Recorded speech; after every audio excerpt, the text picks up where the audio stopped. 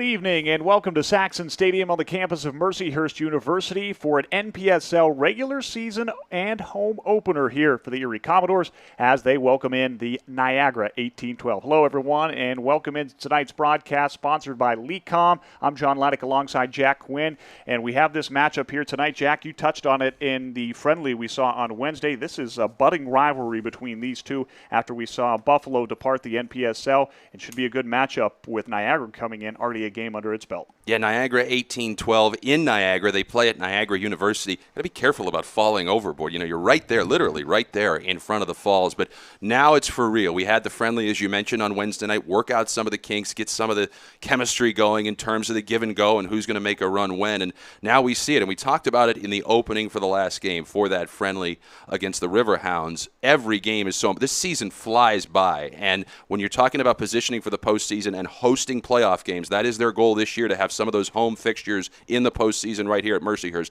It begins today, and no game is more important, to use a cliche, than the one right in front of you. Yeah, the one right in front of us, but it'll be one without the lone goal scorer from that friendly against the Pittsburgh Riverhounds. Cyrus Connolly had the lone goal in that game. He is unavailable here tonight, so we do have a number of new faces joining the team, but that is a big loss, Jack, as he was one of the prolific offensive stars, especially in that opening half on Wednesday. Yeah, there's no doubt about it. Another guy that stood out to me was Geraldo. He was phenomenal, 19, no doubt wearing that number in honor of Bernie Kosar, flying down the sidelines. This guy is going to be a star for them. But look, at both these teams are in flux right now. A lot of these players are in college, and in fact, we were speaking with one of the coaches from 1812, and they're missing a number of players who are graduating today as we speak. So, again, a little bit of trial and error here. These are not the teams we're going to necessarily see 2 weeks, a month at the end of the season. Let's jump into those lineups here, starting with the visiting Niagara 1812, and it starts with Xavier Cabana Perry.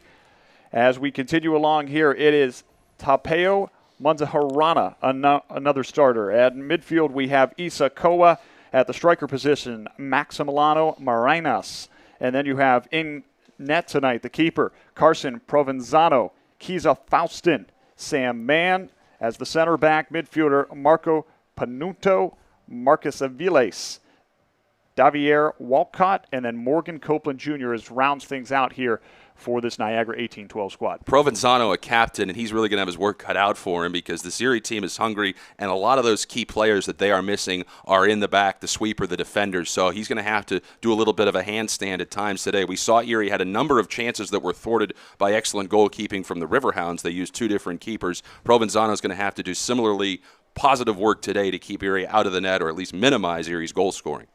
And, yes, Provenzano, a fixture on this team since they came into the league in 2020. Fixture in the fixture, if you will. There you go. Look at that. And let's take a look at the Erie starting lineup. Jack, take us down the list today. Well, we've got, I mentioned, Aymar Armendia. He is going to be a huge key for this Erie ball club here today. And again, we saw a couple of different keepers for them.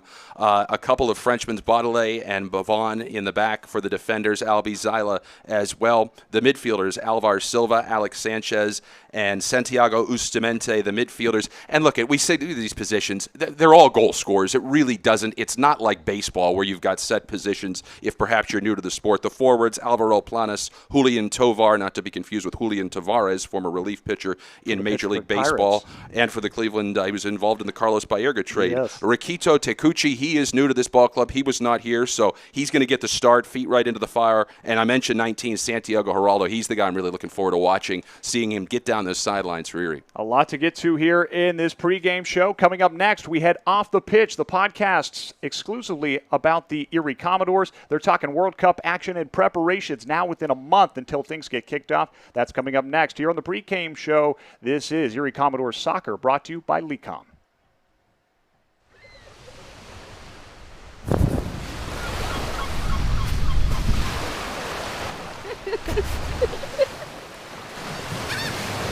Visit Erie, Good Life, Great Lake. Life isn't a single moment. It's a shared ribbon that bends through the years. It binds us to the things and people we love most. One insurance company knows this because they live it. For more than 100 years, we've been with your family for the moments that matter most. Then, now, always. Erie Insurance. LECOM is among the nation's largest and most applied to medical schools. We expand the boundaries of medical knowledge, challenging our students and preparing them to realize their potential.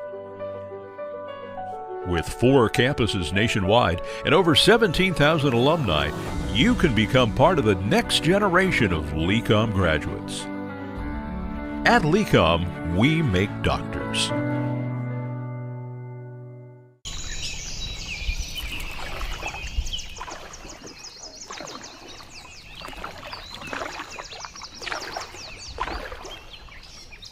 Visit Erie. Good life, great lake. Hi folks, John Melody back here again as we continue our podcast. Sitting here with Coach Kate again. How are you doing? Very good. Thanks for having me. World Cup 2026, North America, Canada, USA, Mexico. A 48-team field. Huge. Games all over the place, different time zones. What do you expect? I think, it's a brand new World Cup, something different the last years. And especially you mentioned the 48 teams. It's going to be something different, and I'm very curious to see how it's going to go, because it's good that there's a lot of opportunities for new nations to be in, but at the same time, the quality of the game could be reduced a bit. But definitely I think if there's a place to do that, it's North America for sure. Do you think that players enjoy playing in the World Cup today as much as they maybe did 25, 30 years ago? I mean, obviously with the huge money that players are making in domestic leagues, obviously not getting paid or not getting paid anything like that to represent their countries. Is this a burden that some of them don't want, or do you think that those players really, really, really want to play in this? I think it's always they have pride to represent their country, but at the same time football has changed a lot. And I think nowadays they even more focus about their own clubs than going and representing your own nation. But it shouldn't be like that. You get a call once every 4 years, you should go to it. And I feel like nowadays there's not the same passion anymore to play and go represent your country. Might be different for, obviously on this side of the world, with the States and Canada and Mexico. Obviously you want to do really, really well. You've seen Germany win it in Germany. You've seen France win it in France. And you've seen Argentina, I believe, won it in Argentina. Or they were definitely in South America when they won their first one. The fact geographically, it's interesting how countries from the hemisphere, that side of the world, tend to do better in the World Cup. Why do you think that is? I think it starts from the bottom, from the grassroots. Developing, in Europe and in South America as well, football, soccer is everything that they know. Whether here in America you have different sports. You have American football, basketball, baseball, lacrosse, etc. So I think having that passion and kind of the only dominant sport make it better. And after that is the implication of the people of their own country. Yeah. Since you're a kid, 6, 7, 8 years old, you have good coaches, good preparation for the coaches as well, and everyone is on the same path. And my question for you is, now that soccer is so big here in America, how do you think this can impact the other sports that they're going to be here? It's interesting watching soccer develop, and I've been involved in it. It's 40 years ago since I got to the States. You know what I mean? It's and what I've seen in the mid 80s to now is day and night. At one point, maybe not the best athletes played soccer. You know what I mean? America's full of good athletes. That's never America's problem. Is athleticism. I think sometimes America's strength is America's weakness. The place is so big, it's hard to get the best players, playing with the best players all the time. That's kind of changing a little bit because now some of their best players are playing in Europe, and they're just getting better kind of, I'm not saying better coaching, but they're tough games week in, week out, and it's difficult to not to get better, so to speak. So I'm interested to see, can they take on the burden of playing at home? Because I think a lot of times people would look at the US women's team and go, well, they've won World Cups, why can't our men's team do it? And we know it's the same game, but it's day and night because of funding and different things like that, and opportunity and all of these kind of things. So I'd really like to see them do well, because I think it kind of, anything like that lifts a nation. And one of the things I'd always say about America is they don't always get a chance to shout for their nation. Basketball is only played in North America. Ice hockey is only played in North America. Baseball is only played in North America. You know what I mean? So they're shouting for their individual teams more so than shouting for their nation on a world stage. So I'm hoping is they do extremely well, and I'm hoping that so many people kind of jump on the proverbial bandwagon and just see that shouting for your country is a real honor in a sport that's national. I know sometimes in the domestic sports and the North American sports they want to call themselves world champions, but there's only maybe 2 or 3 countries competing in those. So this is a real world championship. So I hope they do really well, because I think it's only good for the game if they do. It definitely will develop every single category of soccer that is in the United States. Yeah. And now I think there was an article that said soccer is now the 3rd most sport played in America, overpassing baseball. And I think that just shows having that and the World Cup coming here next year is just bring more excitement to every single regard of soccer that there's here in the States. For all information, folks, and to stay up to date, you can visit our website, eriecommodores.com. From me, John Melody, from Coach Kata, thanks for joining us. See you next time.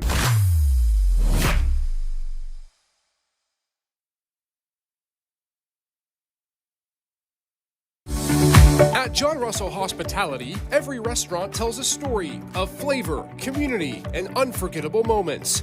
From handcrafted meals to welcoming spaces, we bring people together around a table. John Russell Hospitality, where great food meets genuine companionship. Make sure to visit one of our 6 locations today.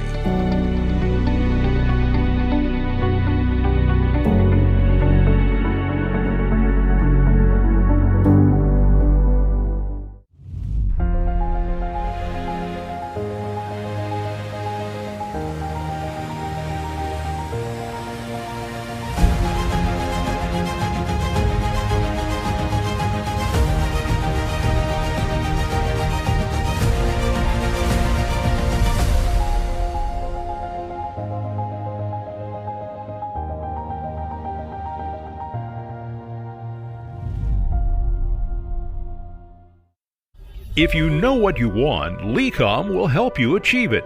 We are among the nation's largest and most applied to medical schools, offering programs in medicine, pharmacy, dentistry, and podiatry, with student-centered learning and a nearly 100% residency placement. With 4 campuses nationwide, you can count on LECOM for your future. Become the medical practitioner you know you can be. At LECOM, we make doctors. Welcome back to Saxon Stadium here as we get ready for the regular season and home opener here for the Erie Commodores as they welcome in the Niagara 1812 here on the campus of Mercyhurst University. Thanks so much for joining us. I'm John Laddick alongside Jack Quinn here as we get ready for this one this evening.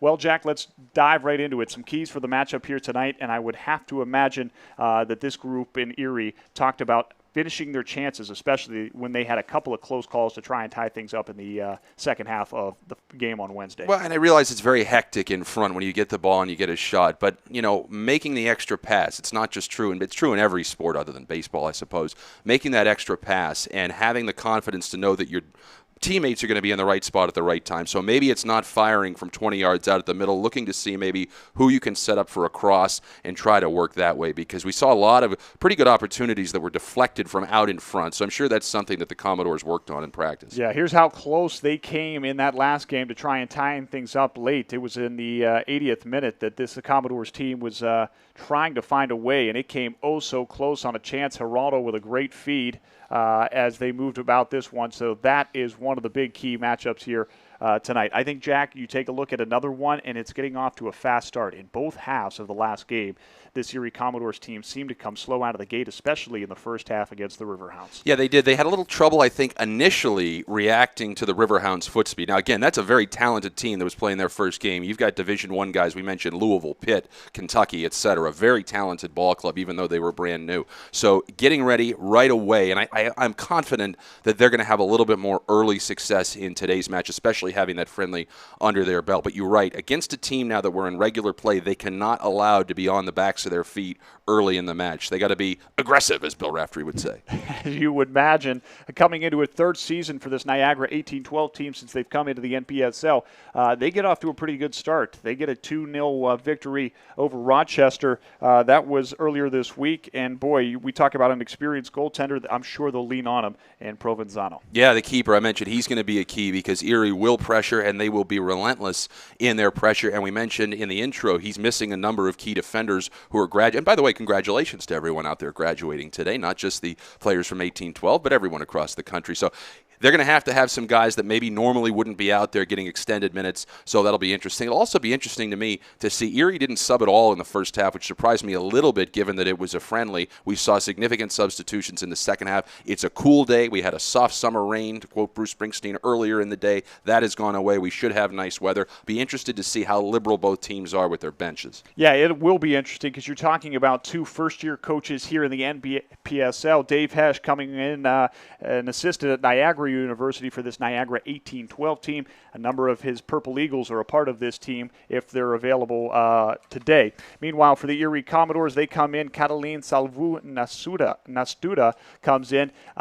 It seemed like that possession game worked once they got it going, Jack. We'll see if they can do more of that today. And as we mentioned, couple that with a fast start. Well, and they're only going to get better, and spacing is key, and that only comes with time. And you've got new players coming in already. We'll probably see some new players drift in, some players maybe drift out, but that's all going to come with time and with patience. And believe me, he doesn't want to just sit back and play a possession game. If he has his druthers, they're down there attacking, and scoring. And again, I think they're going to have more success doing that today. We'll see. We'll see how the passing goes, as it should be a good one here. We are counting you down to kickoff. Again, today's game match sponsor, John Russell Brewing. Our game can also be seen throughout the year for the home games on Erie News Now Plus and on the stream here with all the social media platforms. Make sure you follow the Erie Commodores on Instagram and Facebook for all the latest news and notes for what this team is doing both here and within the Erie community. Still much more to come as we count you down to the opener of this regular season matchup between the Niagara 1812 and the Erie Commodores. More to come here in just a moment.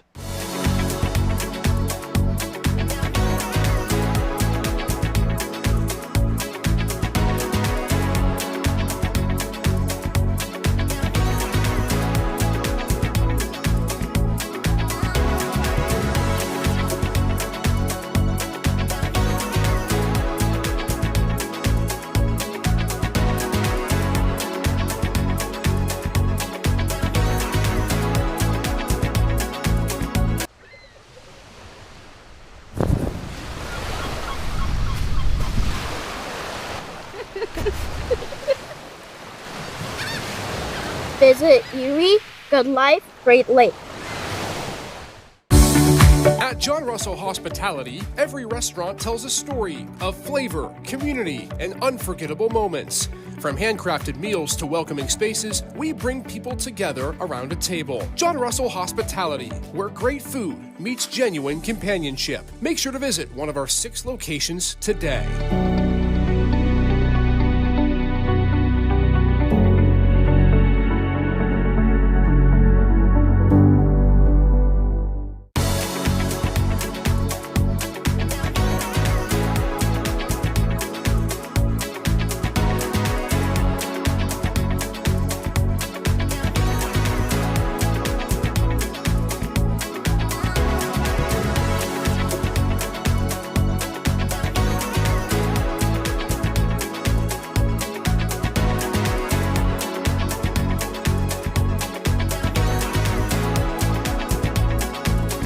Life isn't a single moment.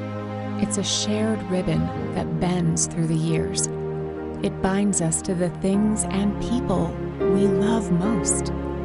One insurance company knows this because they live it. For more than 100 years, we've been with your family for the moments that matter most. Then, now, always. Erie Insurance.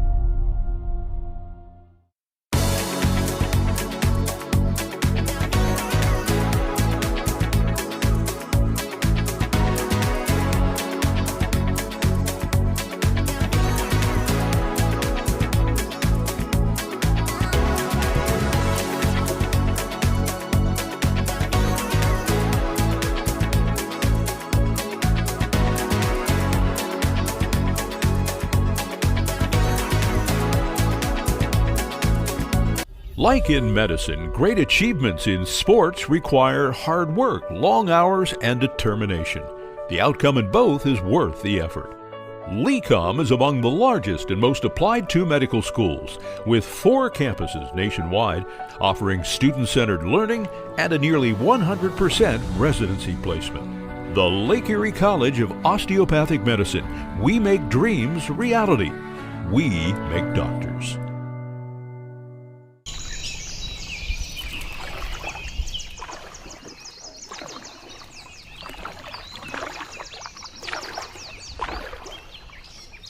Visit Erie.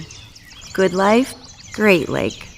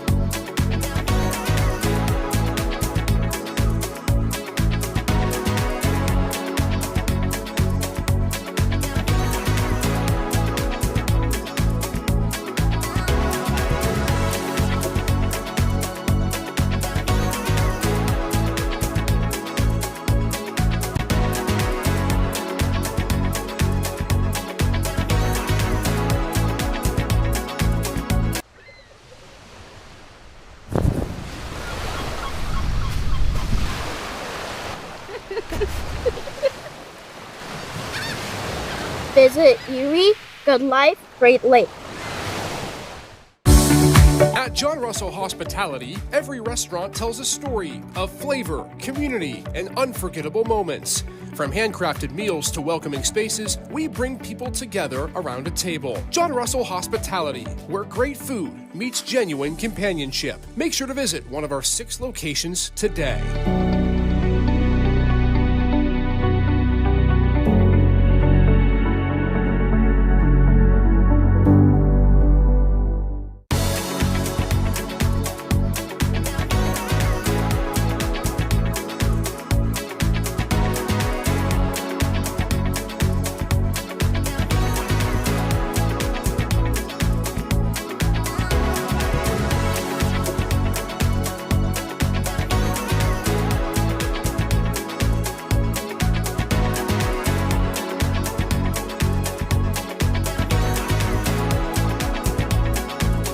Life isn't a single moment. It's a shared ribbon that bends through the years. It binds us to the things and people we love most. One insurance company knows this because they live it. For more than 100 years, we've been with your family for the moments that matter most. Then, now, always. Erie Insurance.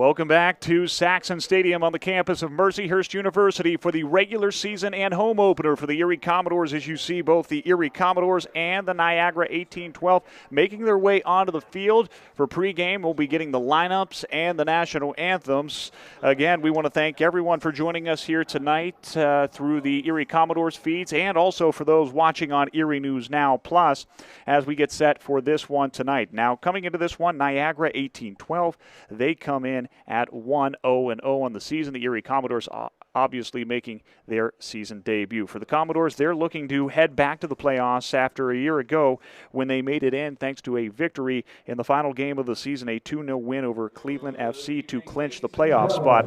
Lost to Flower City Union in the postseason, but they'll look to get off to another fast start. A year ago, they were 5-2 before a couple of losses put them in that pivotal game at the end of the year. Again, if you're just joining us, the lone goal scorer from their friendly on Wednesday against the Pittsburgh Riverhounds, Cyrus Connolly, he will not play tonight. A number of different players from both teams not here tonight because of graduation. So, as we get set here tonight, we get set for the debut, the regular season debut of head coach Catalin Salvu Nastuda.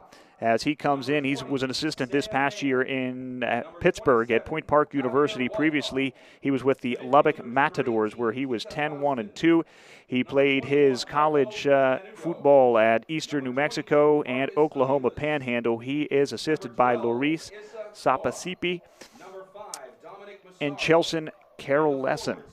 Tyler Card also joins the coaching staff as he has plenty of expertise with the keepers. We are meeting the starting lineups here now as the Niagara 1812 just introduced. It's time for the Erie Commodores as they get set for this one. A beautiful night here after earlier there was weather that moved through the area. And the faithful here joining us at Saxon Stadium, but all sunshine and calm temperatures. A little bit of a wind blowing across the field, as you could see from right to left if you're looking here from the midfield as they get set for this one here tonight. We will send it down here for the national anthem in just a moment, and then we will get ready for the season opener between the Niagara 1812 and the Erie Commodores. Let's send it down to the field for the national anthem. At this time, we ask that you please rise, remove your caps, and remain standing.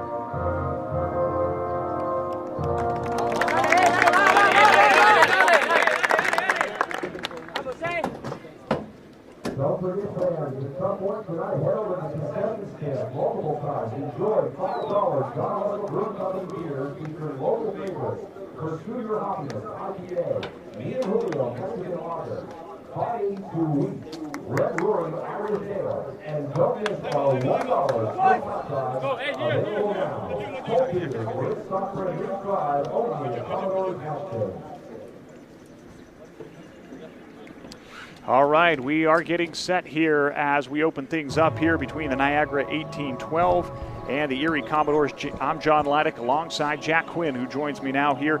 And Jack, the season opener and what many Commodore faithful hopes is a long run after a playoff trip last year after ending that long drought without one. Yeah, and the weather should not be a factor. It was raining throughout much of the day. I never saw any lightning, knock on wood, but it's turned into a beautiful evening. The field will be slick, but it was a very pleasant rain. It never really poured, and I know there were scattered showers in the forecast, but looks like those have all gone away. We've got nothing but blue sky to the north. Wind will be a slight factor in the first half, blowing right to left. It'll be at Niagara's back, but usually once that sun heads down, it's not much of a factor, and it's not blowing a gale, so it shouldn't be much of a problem.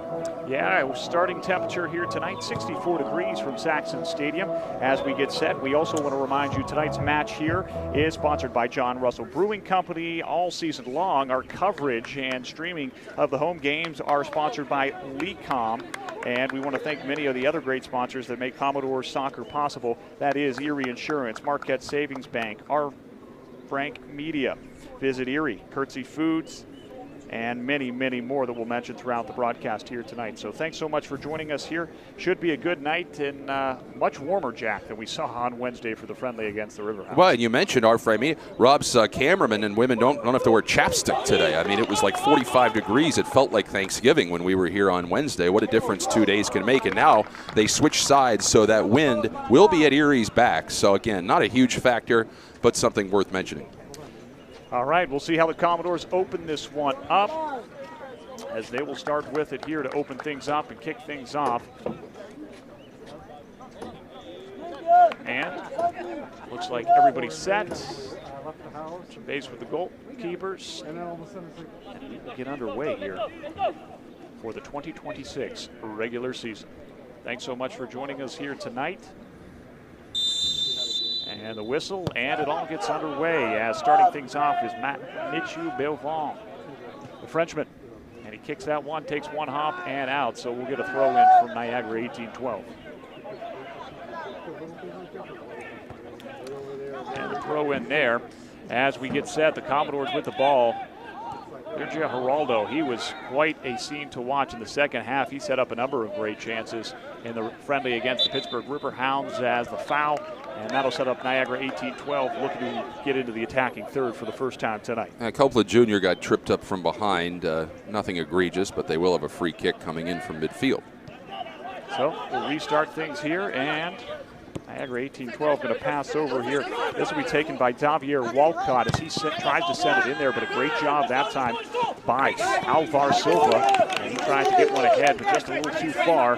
That'll allow Niagara 18-12 to reset as Walcott gets set to throw it in. That was a gorgeous pass by 13. Planis just ran out of room on the near side. As we continue along here is that one. Mathieu Belvon, he was a staple with Mathieu Baudelet. A couple of Frenchmen back there on the back end here for the Erie Commodores as they'll play it back.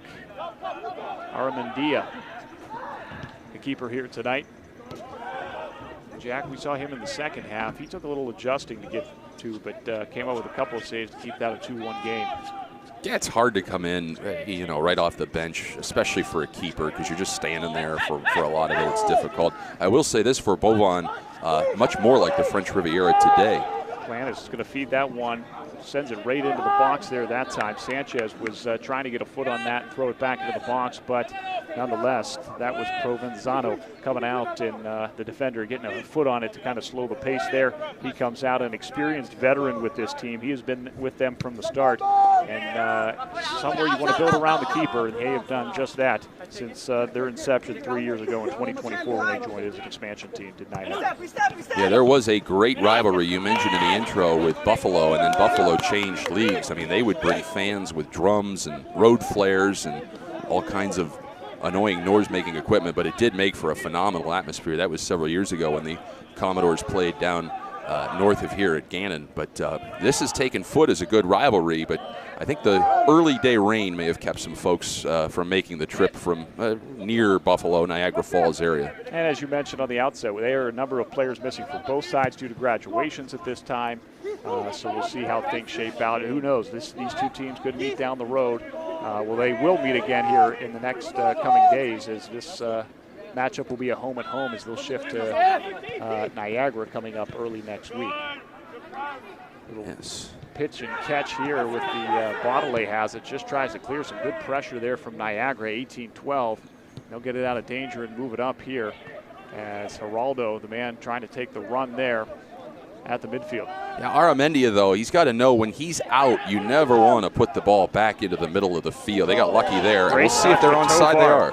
Alvar Silva with a break here. He passes it, and that one wide open for an early goal in the 4th minute. As that time, it was Alvaro Planas giving the Commodores its first lead of the season, a 1-0 goal in the 4th minute. Just a beautiful pass, keeper out, nothing you could do, 2-on-1, and a good job by everybody to stay onside.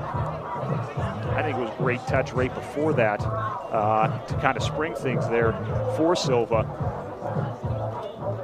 as they were able to get a good run there, and that came off the scare on the back end there for the Commodores, as Aramendia was trying to go with his defenders, but a 1-0 lead for the Erie Commodores in this one.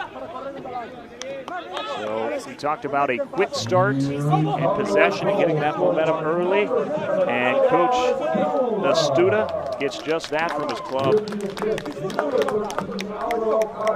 And after trailing at 2 points in the friendly against the Pittsburgh Riverhounds, it's the Erie Commodores, Jack, to get off to the quick start. I mean, that's just sound football there. I mean, a great job by Planas, unselfish, probably could have kept it and gotten around the keeper, and now we see more pressure from Erie. Yeah, here comes Tovar as he's feeding that. They tried to get it across there that time. Alvaro Planas also in on the pressure, and Erie wasting no time putting the pressure on this Niagara defense. And again, Provenzano will be tested, as you mentioned on the outset there, Jack, as we have a whistle. They're going to get a card on the player that's down. So there was a foul on, there was initially a foul on Erie, then on the tumble they're going to get Kabata Perry. They're going to get a yellow on 3, but we didn't have a 3 in our starting lineups. I think that's Kabata Perry. Is it? Okay. Yeah. So he was back. So there was a interaction there between the two, and they get Kabata Perry. Okay. So yeah, so he gets the yellow, and obviously you don't want to pick one up this early in the match because one more you're down a man. Hence. So an early one here. That comes. To be honest, I didn't see much there. He went over. The Commodore player went tumbling over him, but obviously he must have grabbed the jersey or maybe the bottom of his foot to cause him to tumble somersault over him. Well, you know, sometimes these referees want to set the tone here and let these guys go. We're not going to have any nonsense there. So, well, that was the one nice thing on Wednesday. There was no chippiness whatsoever. The referees really let them play throughout the match, and they will get chippy at times. This is a fierce league, and again, that's probably a good point that they want to discourage any roughhousing, if you will, early on. Interesting, the amount of passing on the back end there with Aramendia here between his two defenders. He has some spacing issues at the moment. Niagara, and there you see it, the turnover. That was waiting to happen. Well done by Silva to take it away, but they got to space themselves out a little bit better. Silva with it now, surveying the scene. They're going to play a little pitch and catch on the near line, and it'll be Silva. A couple of fakes there as he'll feed it off to Geraldo, who'll just try to reverse fields as he gets this one over to Bustamante. Beautiful skies here at Mercyhurst University at Saxon Stadium. Again, Saxon Stadium is just in the last handful of years, Jack, part of the Lakers for Life campaign, renovated up here that has really made this a Division I facility. Oh, that's a beautiful pass up ahead. That's the second great pass already by Silva. Planas gets it back into the box. Geraldo looks for a quick touch there as he has Silva. And look at that, Geraldo, great passing, they were off. But they were called for the offside there. So Niagara catches a break because the momentum and pressure has been all Erie through the opening 8 minutes here.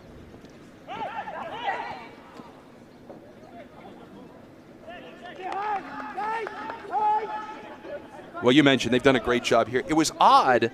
They had lights here, but the lights that they put in were not strong enough to host night games. It was the strangest thing. So they put in lights. So they've had night games here. The turf is only about 3-4 years old. That's great. They've done what we really appreciate, which is they've renovated and really rebuilt the press box here. They've done and of course the video board came in about 10 years ago. It's a phenomenal facility.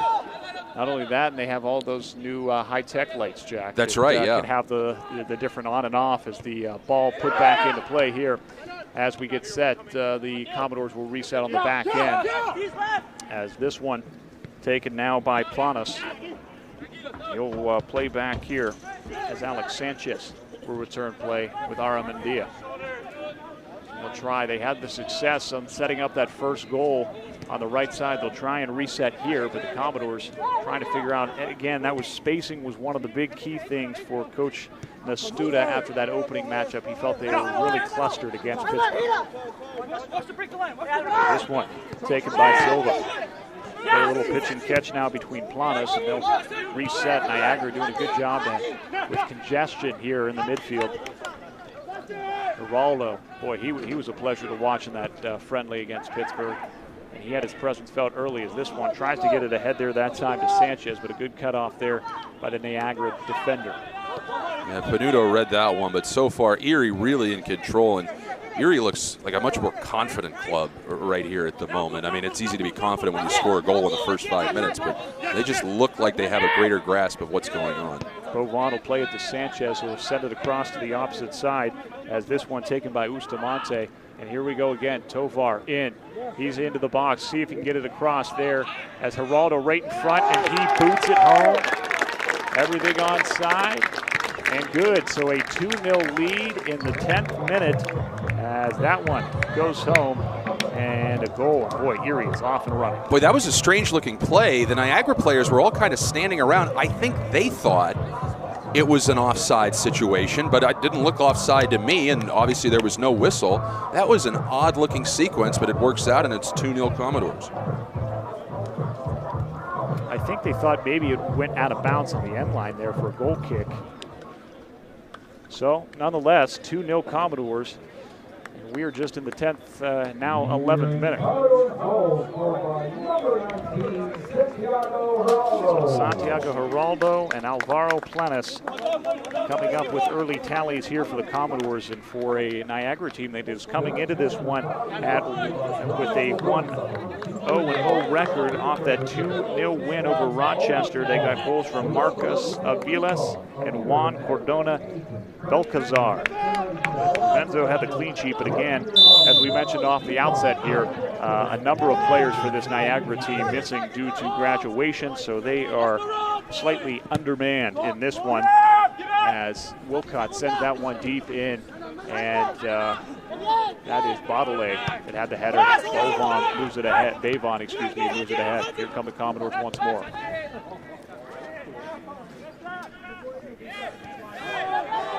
Well, Niagara has very slick-looking uniforms, though. The gold on white, sharp look. The big key, numbers. Yeah, well, legible numbers. Right, yes. For those that weren't with us on Wednesday for the friendly, the Pittsburgh Riverhounds, their kits weren't ready yet, and they just basically wore gray T-shirts. We couldn't identify any of the players, so this is certainly a step up. As Planas had a break there, but a great job that time is coming from behind. I believe that was Isa Koa. That came up to make the slide tackle there and get that one out. Their jerseys are somewhere in Pittsburgh, parts unknown, whereabouts unknown, much like Aaron Rodgers. Nobody can figure out where they are. Well, we do have an update to that one. As last night it was seen, Pat Fryermuth, Mason Rudolph, and Ben Skowronek, of all people, were out getting ice cream in downtown Pittsburgh. You know, you'd think Skowronek, who went to Northwestern and transferred to Notre Dame, would be smarter than to consort with people of Aaron Rodgers' ilk, but to each their own. With an Oklahoma State guy, a Cal Berkeley guy, and here we go again. Geraldo, what a pass. He just couldn't get enough behind that. I think he wanted to get underneath it and got over top. Well, I think, too, Geraldo was surprised how wide open he was. He shot, assuming somebody would come, and there was nobody within 5 yards of him in any direction. I think it was one of those ones like you see in basketball where a guy's so open that he short arms it. And here comes Geraldo again, but that time Provenzano comes out to challenge. You almost think, too, maybe he thought he was offsides. Yeah, he may have, and I think they probably would have been there if a Commodore player had gotten onto it. But, I mean, great attacking here in the early going. Erie dominating on the scoreboard and the field position. I think the impressive thing so far, Jack, and just, you know, a game and change here has been the passing ability of this group. They have had great touch on the ball here through the opening. And we mentioned spacing is the key, and right now they're doing a much better job getting open, flipping the field, and knowing where they're supposed to be, which is remarkable considering all the new faces that they have brought in just between today and Wednesday, for that matter. Yeah, 6 new players joining the team here. As we mentioned off the offset, Cyrus Connolly not available tonight, but expected back here as the pass in there that time. As going to try and play it there was Planas. Well, and it's still a great play, even though he didn't win it, because he knew that there was a 50-50 chance they get the throw, which they did. Commodores executing on all cylinders here as Bustamante tried to get that one but lost it off his foot. Man, look at the recovery speed and the ability to get back on defense there by Geraldo. Stick-to-itiveness. And here we go, another chance here this time. And what a great move and a shot off the bar there. As that time Silva thought he had the third tally in the opening 14 minutes, and that one just caught a bit of iron. Yeah, Silva looking for his second. That was a brilliant move, a bit of a posterization, but unfortunately hit the iron. You must be a guy thinking about the Cleveland Cavaliers here tonight. No, I'm done with them. As we continue along here, as Planas has it stolen away here that time by Niagara. And the 18-12 looking for just something kind of reset here. They're having trouble just getting out of their own third. Yeah, and you can tell this is a team that's, we talked about it in the open. They're missing key defenders who are graduating today. And, yeah, second time, Copeland Jr. has been able to draw a foul and a free kick, and that gives them a temporary reprieve anyway. It'll give their defenders at least a chance to have a little bit of a breather. Walcott will take it and look to send it into the attacking third. And other than maybe a little missed decision and spacing issues when Aramendia had some pressure in his face, Niagara has really not maintained any time in the attacking third. No, I mean, Aramendia could be back there with a lawn chair and a cheese plate if he needed to. He has had very little. I mean, they've played it back to him as they just did there. They played it back to him with a header earlier, but he's had really no resistance to speak of here in the first, well, now we're in the 16th minute. Planas and Bevon play a little pitch and catch here to kind of reset things. They'll try and flip the field as this one gets to near midfield. Just some patience here now. You already have a 2-goal lead and a really controlled possession. They'll try and get it over to Planas, who has some space to play with. They'll try and get it ahead. He tried and looked for Tovar, who was dangerously close to offsides had he tried to make a run. Bustamante sends it now, and look how wide open on the backside here that time. Too wide open. It's just a bit wide open on that one. Is none other than one of those new members. That's all right, though. You keep wanting, eventually you'll be on and everything will be fine. And they were just a little bit too eager there with the offside. But absolutely the right idea. Keep the pressure up. You never know what can happen. And I've seen this here before. You never know what can happen. So when you've got a chance to really put a team away, do it. Makito Takuchi was the one pursuing the ball there, just joining the Commodores. As we mentioned, as part of half dozen players coming to the Commodores here, and some faces that we will introduce to you over the season here on the live broadcast at home, each and every home game. And again, that all brought to you by Lecom and many of the other great sponsors of this season for the Erie Commodores. Were those guys getting ice cream? Were they involved in the Pittsburgh Zoo gorilla trade? Did they have anything to do with that? No, Boston? I don't think so. That was, I feel like Pittsburgh got the short end of that stick because they're getting a 30-year-old for a 7-year-old, and they both have the same life expectancy. I actually was trying to get Mel Kiper's take on it. Look at this. Here's Tovar. He's up ahead, and he has Geraldo. He feeds him in front, and what a great job there by Provenzano to get a hand on it, or that would have been the second for Geraldo. And boy, it is chance after chance here for the Commodores early, not even 20 minutes gone by. Yeah, Tovar with an outstanding pass, well done. Nothing you can do there. Provenzano just was able to get a hand on it at the last minute, but that was a great save, and you like to see Provenzano coming out like that, being aggressive. Really, these 2 goals they've allowed, not his fault. He's just been, they've just had their backs against the wall defensively the entire really first 17-plus minutes. Copeland Jr. called for the infraction there on so that gives the Commodores back the ball. But, go and win now mode for Pittsburgh in terms of that trade. Yeah, absolutely. And you now have to be careful who enters your zoo as a patron. I mean, you need that facial recognition. You don't want any other zookeepers wandering around cherry-picking your animals. So I don't know how they're going to deal with that in the future. I think the interesting part of all that was just the amount of play it got national. Yeah. I mean, this was an epic thing. You can tell the NFL's in slow time, even with a schedule release, when a trade like that is making national headlines. I'm always tended more toward the big cats, the lions, the bobcats, and then also the colorful birds. I always liked the toucans. Might have just been because I really liked Fruit Loops as a kid, but I always liked those peacocks and toucans and whatnot. This portion of Get to Know Jack is brought to you by Michu Bay Vaughn has that one. Geraldo with a quick pass there, trying to sneak it back to back door, but and we're in the first 19 minutes here. That was really the first sort of, it wasn't even ill-advised, just, you know, pass that didn't work out that Erie has made that I could think of here in this match so far. That's how crisp they have been, and I'm not sure, maybe an improper throw maybe? I'm not sure what the deal is over there. Yeah, that was a quick whistle. I mean, you never see them call improper throws. In fact, I don't know that I've ever seen it called, so it's probably had to be something else. Yeah, I don't know that I've seen it called in this league. Have seen it called at the high school level. But again, it is a rare one here. Yeah, and I think the nice thing, too, when you get a lead like this, Jack, and you're trying to put a team away, you can maybe take some liberties and take a couple of chances there. And I think with Geraldo and Takuchi, obviously not having played together, maybe a little miscommunication on that end. Well, and it'll be interesting to see what the Commodores do if they can extend this lead and maybe have a 3-4 goal lead, knock on wood. And see, do you want the continuity with your starters, or do you find out what you have with some of the guys on the bench? It'll be interesting to see how they deal with that. Boy, that was a beautiful ball. What a ball there, as he just caught the outside corner post there up on the upper right. But boy, some early shots coming from Alvaro Planas, the Spaniard, part of the Commodores front line here. I mean, that was a gorgeous ball. I mean, another, I don't know, foot, and that thing, I think, curls to the left of that upright and in.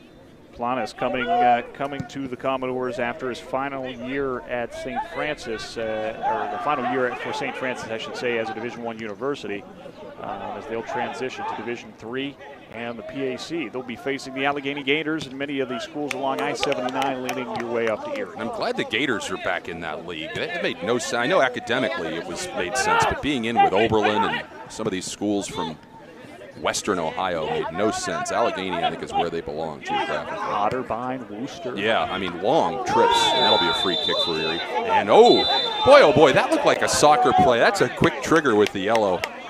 And a red, so that's his second, and they're going to be down a man. That we don't see the number on the back, but evidently that was 13, who you mentioned. That is Ezekiel Leones. Yeah. As he's just joined the team recently. Or 3, it wasn't 13, I'm sorry, it was 3. Yeah, Cabot Perry, who picked up the earlier yellow. I didn't see much there, to be perfect. I mean, he obviously pushed him. Fair, that's a foul, but it didn't look egregious. Erie will certainly take it, and now Erie will have a man advantage here for the rest of the match. Copeland Jr. pleading his case, but it's I don't know that. I mean, he did shove him in the back, but it didn't. There was no taunting. I mean, obviously, maybe he said something down there. Yeah, I was going to say, I think he had took more argument to the second yellow, and that's what led to the quick red. But it seemed more that incidental contact on the hips. There wasn't an extension necessarily with the arms that you'll see normally. I mean, Erie certainly will take it, though, and 18-12 already behind the 8 ball, down 2-0. Now really going to be behind the 8 ball for the rest of this match. This as we shift to the 23rd minute. If you're just joining us, Alvaro Planas in the 4th minute gave Erie a quick 1-0 lead, and it did not take long to extend that lead to 2 goals as Geraldo with the second goal for the Erie Commodores, Santiago Geraldo from Colombia. As this one into the box and almost getting a foot on it that time was Michu Bevon. But that one goes wide, and that'll be a kick from the keeper here outcoming for Niagara. Great job by Geraldo to chip it up there and just get it into the wind, and very close for Bevon to get it in. Another half step, he would have had it, and he would have had it in the back of the net. Sun starting to set here. About a third of the field here at Saxon Stadium is covered by shadows. Probably by the time we hit half number 2, most of this, if not all, will be into the darkness. I wonder if the students who live facing the field on the third row could rent out their dorms on game days as like a luxury suite. I wonder if an enterprising student could come with that. Numbers the other way here. Yeah, as Planas has it on the steal here, he'll feed it to Tovar, who just tries to draw 2 defenders. We'll get it back to Planas, who drop kicks it. Then he'll get it out here this time now with it Sanchez. As look at that, Bustamante tries to go with a kick from about the 22-yard line. It was deflected by a Commodore player. I don't know who. I think. Yeah, that one caught a piece and just kind of sailed on Bustamante. But here we go again. Planas steps right in there. And Silva going to feed it to Sanchez. Quick moving feet. This is what you see from a team that is very confident in itself, as is Erie right now. And it's Bay Vaughn going to feed it on the crosser. And going for the header that time just a bit high, as that was Takuchi on the backside trying to make it a 3-0 lead. Now just keep it up. This is exactly what you want to do. Eventually, we've already got 2 in. These are going to go in.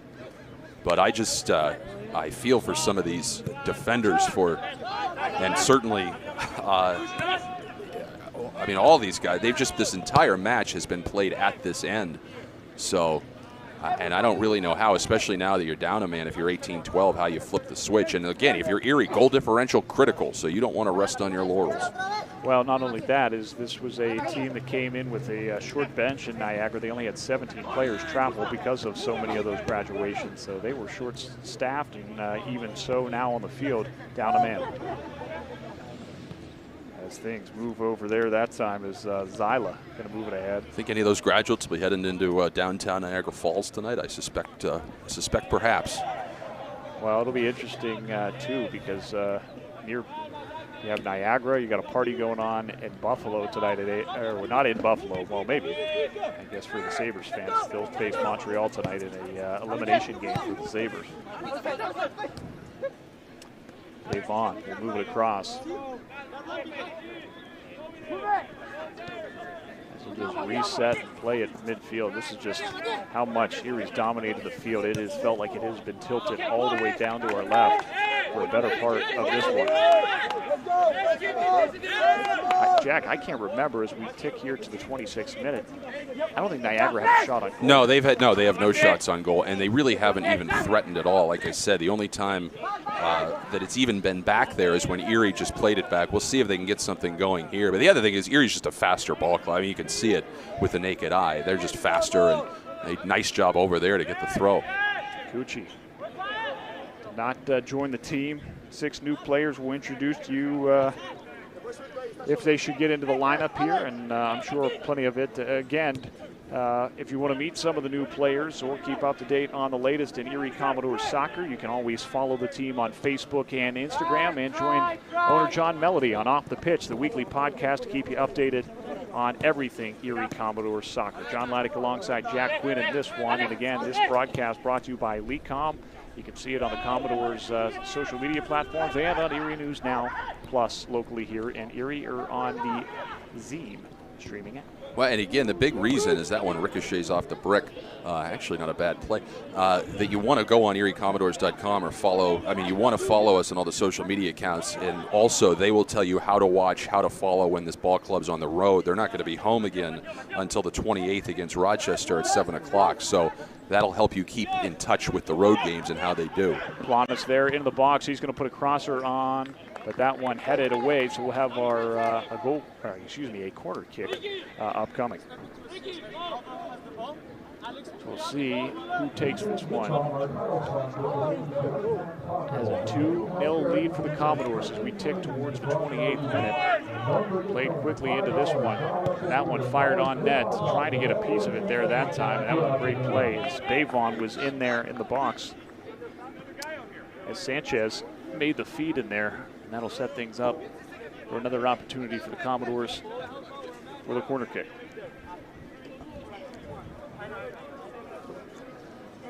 As Sanchez has it, you see owner John Melody off to the left down there. A couple of whistles, some angling here between both sides as they try to get position on the corner. Wait, it's turned into just a gorgeous night here. I mean, it was raining all day. Couldn't ask for a better evening here in mid-May in Erie. Well, especially how the week has gone. We mentioned on Wednesday just how cool it was. as Sanchez gets set to send this one in. And we have a collision between a defender.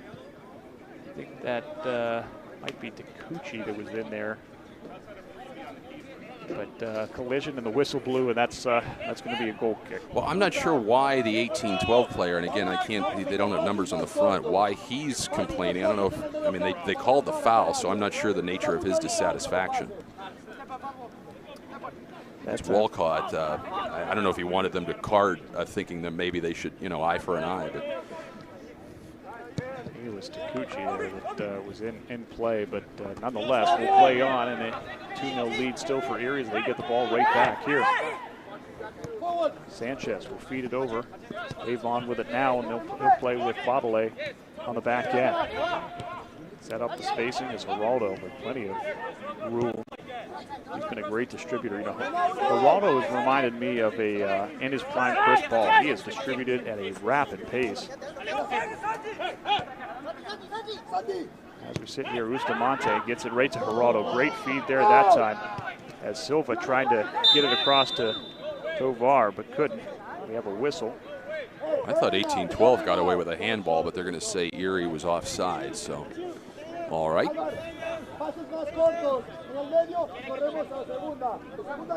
Again, don't go anywhere. We will have a coach's interview with Coach Nastuda as this half ends. Talk to him about some of the finer points of this first half, of which I'm sure there are many.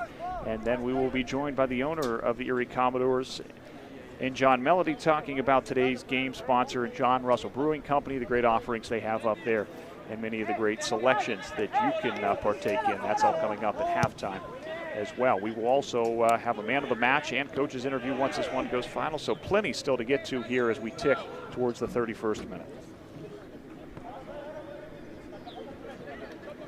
Aramendia, I mean, it'd be hard to pick him if he doesn't pitch a shutout, but at the same time, I don't know how strenuous his evening is going to be. Again, we'll see what happens. Things can change, but Erie's still just dominating this ballgame. Look at this, trying to pressure and get something offensively, and that allows Clownish to have plenty of room to just get things set up. Commodores will run with patience as Sanchez sitting there. Played across as Bustamante. One touch.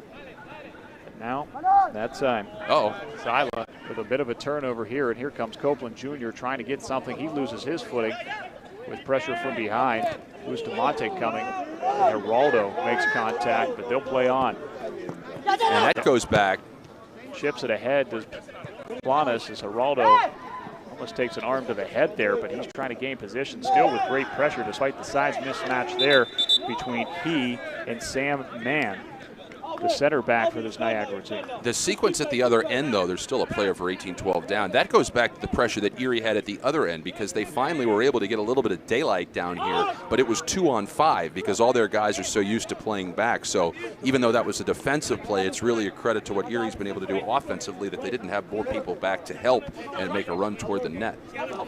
Copeland Jr. still struggling to put some weight on it.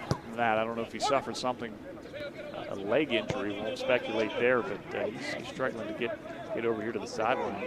And Erie already up with a man advantage, as we had one of the earliest double yellows/reds that I've ever seen, to be honest. I mean, I've seen red cards, but to get 2 yellows within the first 20 minutes, that's something. Sanchez trying to get the ball to Takuchi there. And really neither, again, seem to be egregious, but we don't know what's said. There are certain words that we won't say on this broadcast that are automatic cards. So, and now they are going to kick out. And I don't know if it's a cramping issue. Hopefully nothing major. So, let's see, as the athletic training staff here for the Commodores and here at Mercyhurst will come out and attend to Copeland Jr. Again, let's recap where we're at. So this one did not take long to open the scoring, as in the 4th minute, Alvaro Planas had his first of the year, and then just 6 minutes later, it was Santiago Geraldo.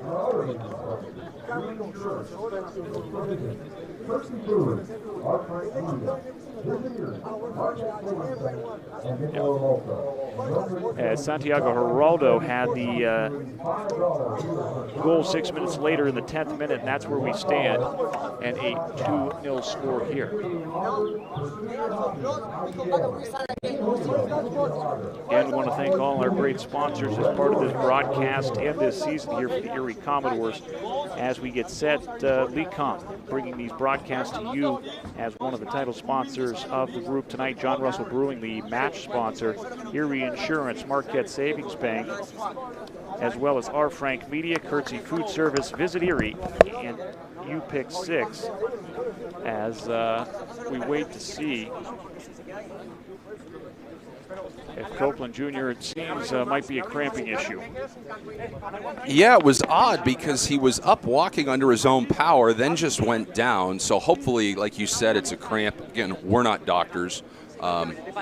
You know, I knew, because we talked about graduation and school ending, I'm guessing you were a communications major. I assume I was. Yes. And I knew that when my friends were selling their textbooks at the end of the semester and getting like 3 times as much as my textbooks were worth, I knew I was in a little bit of trouble. But at any rate, he appears to be okay, and we'll see who comes in here for 18-12. Sports communications, Jack, with an emphasis in sports broadcasting and sports information. There you go. Needless to say, it has helped me get to where we are tonight. Absolutely.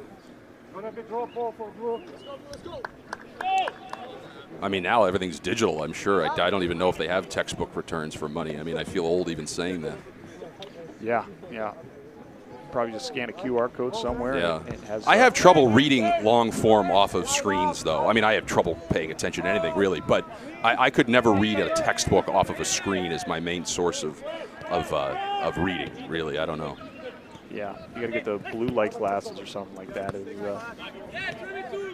Dave Vaughn has this one. He'll feed it. Planas quickly to Silva.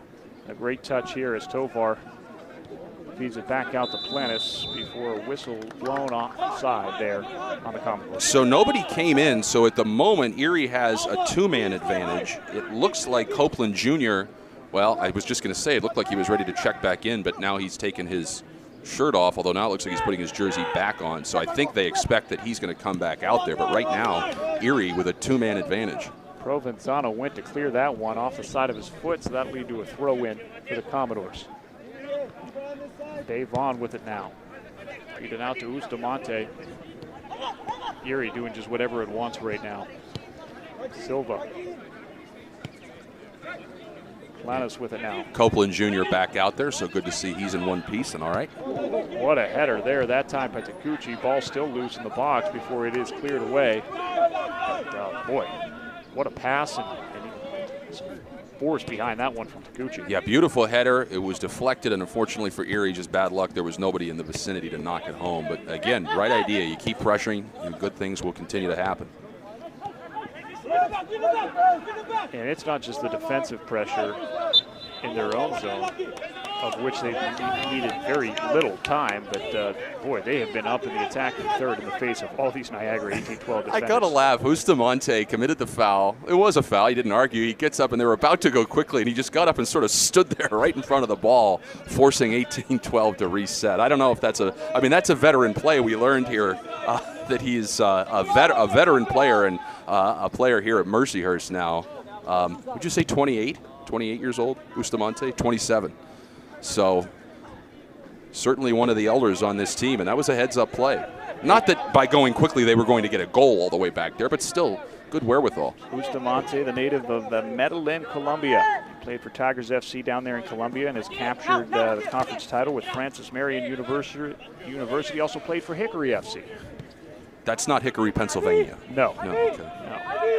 The Hornets have not been a part of Bustamante's soccer tenure. And Aramendi, the keeper, coming from Pamplona, the running of the Bulls. I've always thought it'd be fun to watch it in person, not to take part, but I thought it'd be fun. You think you could be nimble, swift, elude? Yeah, no, I really don't. I think bull v. human. Bull wins most of the time. What about bull riding? No, there was an establishment that had a mechanical bull. I didn't do too well with that. Boy, that one, if that's just a little bit more to the near side, that would have been a brilliant ball up ahead. Geraldo with the feed here. He's going to get it to Planas. And he's there.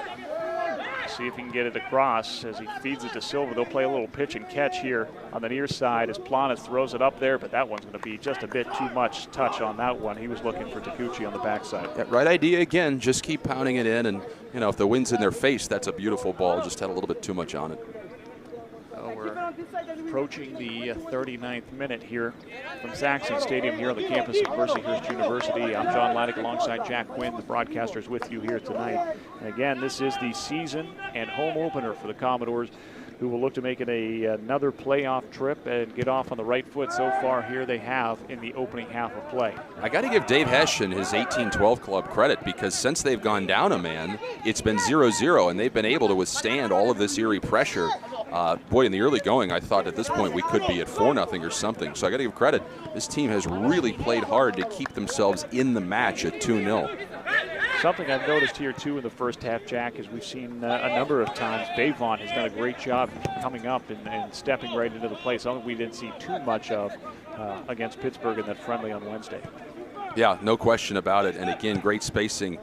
Right idea that time. It was well read by Walcott to punch it out. But again, Erie doing everything pretty much right here in the first half. I'm sure, though, the way they've dominated, they would love to have, like I said, a couple more goals. Planas with it now as they get set. He'll try to feed this one, thinks about it. Now he'll fire, and that one caught a piece of something, I believe, on the way in, because it took a quick turn right and will go out. But that'll lead to Provenzano with a goal kick. Yeah, and that's really one of the few questionable decisions. Planas had a great first half, but he had two guys down to the near side that were available for either a run or a cross, and he obviously mishit that one. But, I mean, that's a long ways out for a shot attempt. Remember, as we approach here, certainly with the Copeland Jr., some extra time coming, as Tovar with it now. Tries to fire it away. It's off to one defender in the clearing attempt there for Niagara. That sets up Silva here. He fires one. Provenzano with a kick save there to keep it at just a 2-goal deficit. Just a reminder, don't go anywhere at halftime. We'll head down and talk to Coach Nestuda about his first half observations, and then John Melody will join us to talk about John Russell Brewing coming up here at the half. Boy, that's such a great place, and I feel somewhat, on the good side, responsible for my patronage at his places over the years. Tap House, Harbor House, great. Oh, what a beautiful ball into the middle. Boy, Planas has put things on platters in his feeds here so far in the first half. You got to mention, too, you mentioned the U-Pick 6 string of establishments. Their pizza. Fantastic. Oh, it's outstanding. Outstanding. Do you have a favorite, a go-to?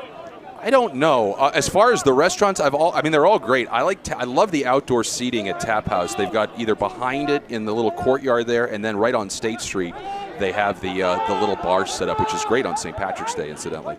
But that one. I live near downtown, so that's always been my go-to.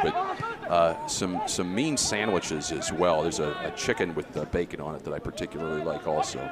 Yeah, I forget. I was over on the west side at the U-Picks establishment there, Public House. And I think I got one of their sandwiches with a little spice kick to it. Boy, you felt it with, I think, some of those fresh jalapenos. Yeah. It hit. And Harbor House has the fireplace in it, which is really, really nice. And the feed up here to Geraldo. He has space and a chance to run, but they finally, the whistle blows there, offside that time. Geraldo just a little bit over anxious there. He's just, it's a great ball. He's just got to, see where the defender is and just make sure he stays a little bit behind him. But again, right idea. Everything they're doing, right idea here. And it may not work now, but those are the plays later in the season when you got the timing and everything down that they're going to pay dividends for this group, and a great touch that they've had so far. Well, Jack, as we approach halftime, I'm going to turn things over to you. I will see everyone down on the field. We'll talk to Coach Nestuda here about his first half observations. Jack Quinn now on the play-by-play. All right, have a safe trip. Still 2-0. Commodores out in front, and they have been since the 10th minute. Erie, 4 minutes in, scored, and then scored again in the 10th minute. It was Silva. The assist was from Planas. And then Geraldo with the second goal, and shortly thereafter, second yellow card was issued to Xavier Cabada-Perry in the middle. Oh, wide open look, shot, but the keeper was able to reset, and then it was deflected away. Then a shot and a goal. What a strike from way out by Bavon. Michu Bavon with an absolute missile into the back right corner of the net, and it is 3-0, and that is an absolute dagger. After 18-12 was down a man, they fought so hard to keep it at 2-0, keep themselves in the game, and then here in the 43rd minute, an absolute dagger from Bavon.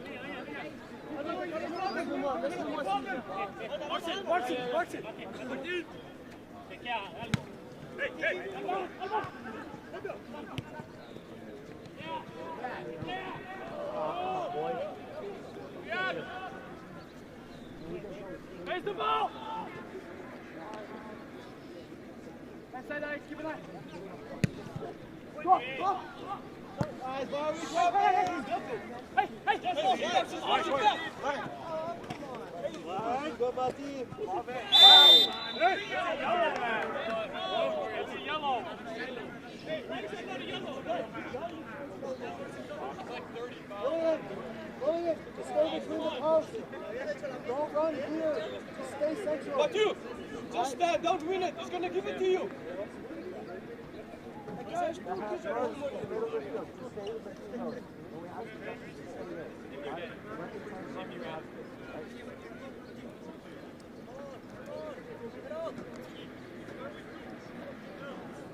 Back up. No, don't stay there. Back up. Back up. Give him a yellow.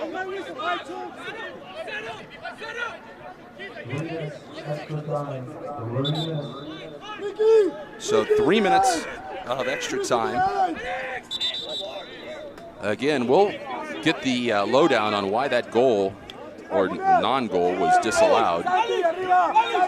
Free kick set up here. Walcott will take it, and boy, if 18-12 could get something here at the end, they'd be right back in this thing. Again, they've done a commendable job playing down a man from about the really the balance of this half, but now a 3-on-2. Great opportunity here for the Commodores. Back the other way, and I would have liked to have seen a little bit more force on that pass. It was well defended, though.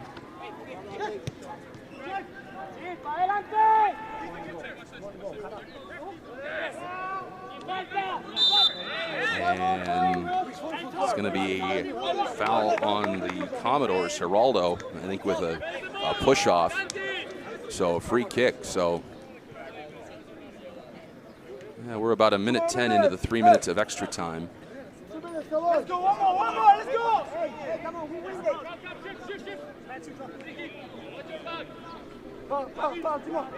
And again, stay with us at halftime. John Leidick will be down on the field with Coach Nestuda, and then we will be joined by John Melody, the owner of this team, as he will just a little bit of background on himself, and again, John Russell Brewing Company and all the U-Pick 6 restaurants throughout Erie, and of course the Commodores.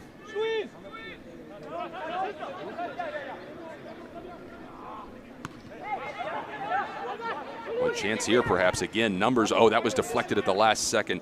That was a heck of a play. Aviles, Marcus Aviles just got a foot on it. Otherwise, Erie would have had numbers the other way. 22, key play there. And now a beautiful ball up ahead. And good recovery that time in the middle and nothing doing.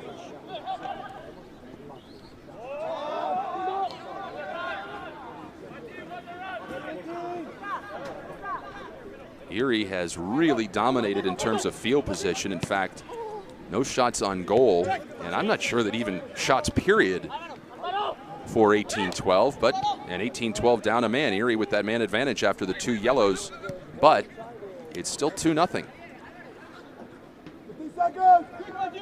on what has turned into a gorgeous evening here in Southeast Erie on the campus of Mercyhurst University. We had rain throughout the afternoon, but that has gone away. Boy, beautiful pass inside. Onside, there's the shot, and what a job on the defense at the buzzer by Sam Mann to get in there with a slide tackle at the last moment and alter that shot. That probably would have been a goal for Erie. So a great play by Mann to end the first half, and we stay at 2-0. Commodores in front. A very well played first half for your Erie Commodores. And we go down to John now. So again, 2-0 in the 4th minute. It was Silva, Alvar Silva. The assist was Planas. And then 6 minutes later, it was Geraldo. That was unassisted. And this is interesting. The 18-12 players, everyone else has gone to the locker room. They're still complaining. And I don't know if this goes back to the 2 yellows, if they think that, I don't know what they think, but this is very unusual to see a team jawing with the officials right before the half. In fact, you almost never see that happen. And again, it doesn't seem like it's been reffed. Now, look, I'm biased. Of course, I do the broadcast for Erie, but I haven't seen anything egregious. It hasn't been overly chippy. You could potentially argue that maybe one of the yellows was a little bit hasty. Let's go down now to John Leidick. Coach Nestuda got a big first half here, and we talked after the game on Wednesday about finishing opportunities and space. Yeah, I think we had the possession, but this is the first half. When you look at the many chances we had, it looks like I'm trying to walk the ball inside the ball. We got to take our chances. Well, obviously, John's down there. You can't hear him. We're having some audio problems. But John down there we see that we can have it, but now speaking with Coach Nestuda, but so we apologize for that, and obviously he will tell us when we have our halftime discussions what the coach was relaying to him. And again, the one thing that when I go down, I'm going to try to find out is why that goal, or again, it was ruled a no-goal by Michu Bavon. Why that was disallowed. There were no whistles. We could clearly see. I didn't see the referee's hand up as if to indicate offside. It was in a scrum in front of the net anyway. So I'm not sure why that was. We'll try to let you know. At any rate, it is 2-0 Commodores over 18-12 here in the 2026 NPSL opener. Don't go anywhere.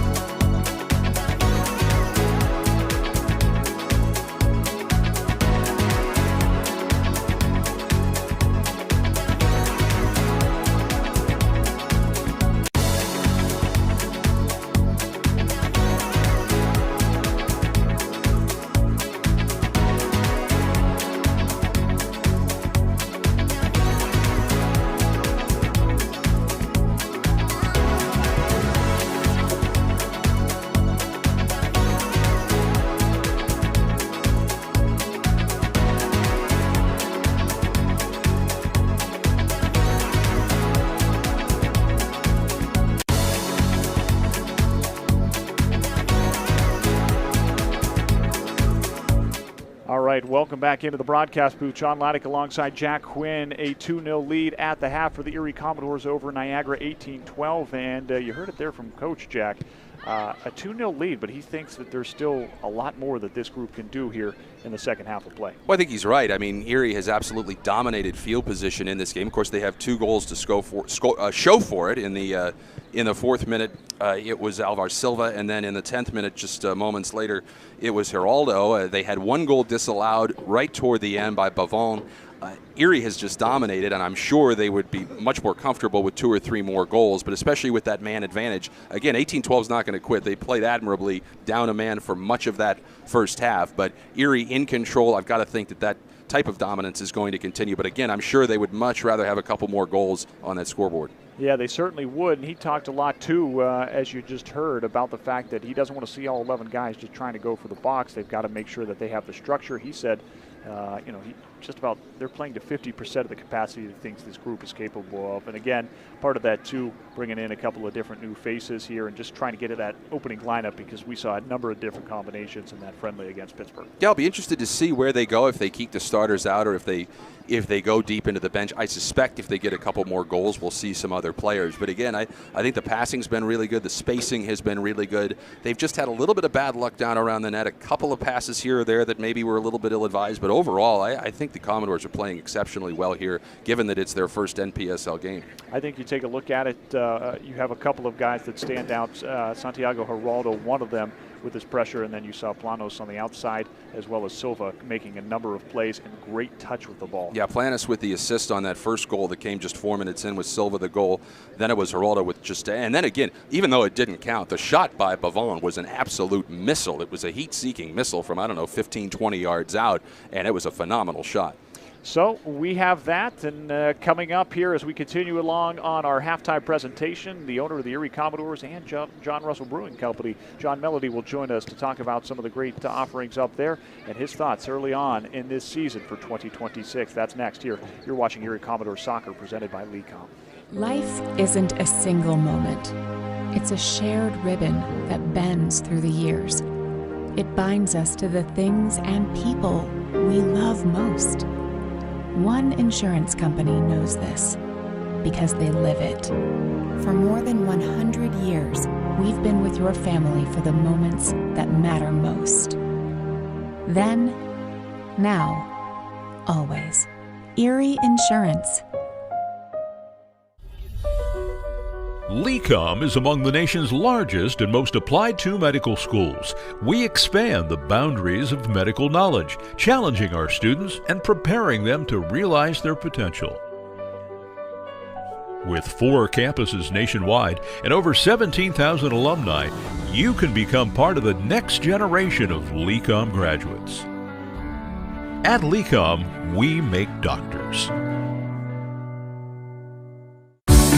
At John Russell Hospitality, every restaurant tells a story of flavor, community, and unforgettable moments.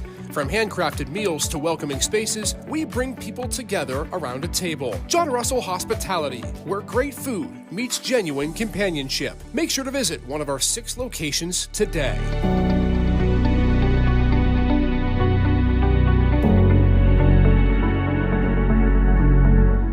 Welcome back here to the broadcast booth. Pleased to be joined by the owner of the Erie Commodores and John Russell Brewing Company, along with the UPIC 6 locations, and that is John Melody. John, obviously you've been a part and led this organization and club for a long time. What did you make of the first half?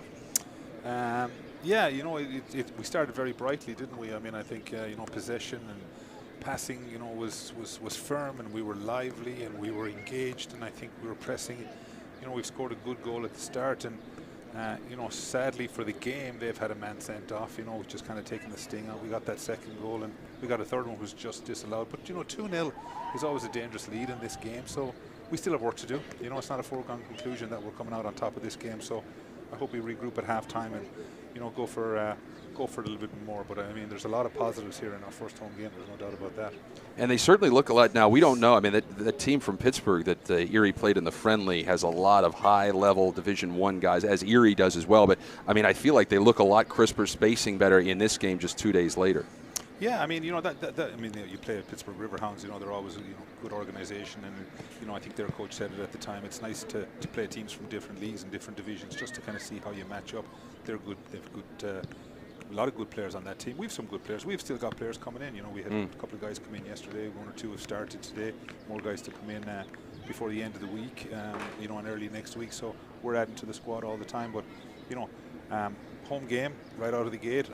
First 45 minutes of a home game, you're quite happy with what you see so far. So hopefully they can keep all that going. What's the biggest challenge when you're bringing faces in, some guys out for different responsibilities, graduations? How do you try to get that chemistry early on in the season? What's the biggest key as a coach? Well, I think that's just it. I think it's getting that and trying to organize them, and that's what practice is for. I mean, the preseason game we played this past Wednesday was huge, right? To get a game of that level at home, like I say, against a team that's good, you learn a lot about yourself very, very early on. And that, for me, a game like that is worth, at this point of the season, early in the season, a game like that's probably worth a week of training, because you learn so much about who you have, what you can deal with, because you'll always have players who are great in practice and maybe not great in a game, and vice versa. You have some guys that are just gamers and they're not always showing it in practice. So that's what coaches are for, just to figure that out. And but this coaching staff has done a lot of work in the off season to identify players, and we hired Kata early, late last year, so early in the process, so he was able to do a lot of work. So I'm quite excited for the 2026 season, and building on, we had a decent season last year for sure. We got some playoffs for the first time in a long time, and hopefully we're building on it.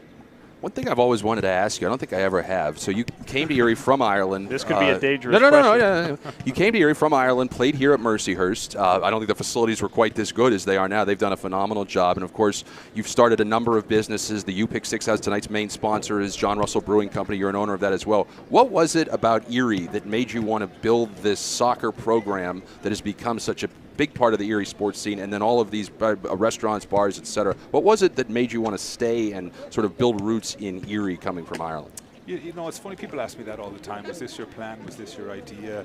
And the answer is no. I mean, I'll say what probably a lot of people in my position say about coming to the States. The place is just full of opportunity, and if you put your head down, you work hard, opportunities will present themselves, and I feel that's it. I was very fortunate to come here. It's 40 years ago this year. 40 years ago this August I arrived in Erie, Pennsylvania, and that was a massive opportunity for me at the time. Ireland was not in good shape economically. Unemployment rate was high, immigration was really, really high. So to get an opportunity to come to the States and get an education through the game of soccer, and obviously that paid for a lot of my schooling. I just want to keep giving back to that game, because the game of soccer has given so much to me, and this is our 17th or 18th year in the NPSL. We're the longest serving team really? in the NPSL Wow. at this point, and we have a lot of great partners and a lot of great people that sponsor us and believe in what we're trying to do, and we try and do some community work and make this an asset to the community. So that kind of ties in a little bit with the business that I'm in, and I love the part that you can kind of give back to the community that you live in. I feel like everybody should do that, and that is one of the most pleasing things about our business. Is we're in a position where not only do we hopefully offer good food, good service, and a fair price, but we have the ability to give back and strengthen the community that we're in. Well, I think real quick, I think that I'm partially responsible. I've been known to frequent a couple of these places every now and then, so I think I've got to get a little bit of credit for that. Just a small bit, yeah. Right, there you go. Yeah, but absolutely. There's a lot of credit due to a lot of people. Absolutely. For our success, so we're always grateful. Awesome. John Melody, thanks so much for joining us, the owner of the Commodores and also the U-Pick 6 location, John Russell Brewing Company, tonight's match sponsor. Thanks for joining us, and we'll see you all season long. Absolutely. Stay tuned to John as well on Off the Pitch. We're back here on Commodore Soccer in just a moment.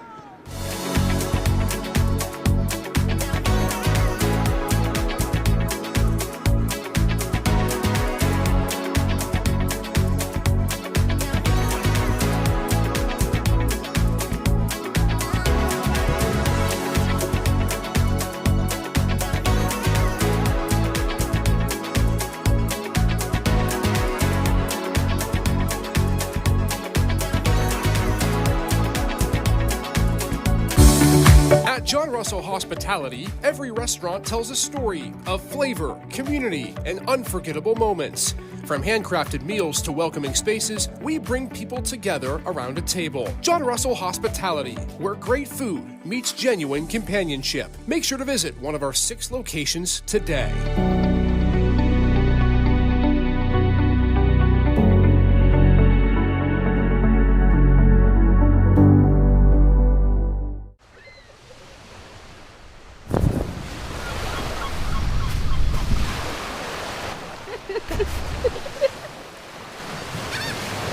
Visit Erie, Good Life, Great Lake.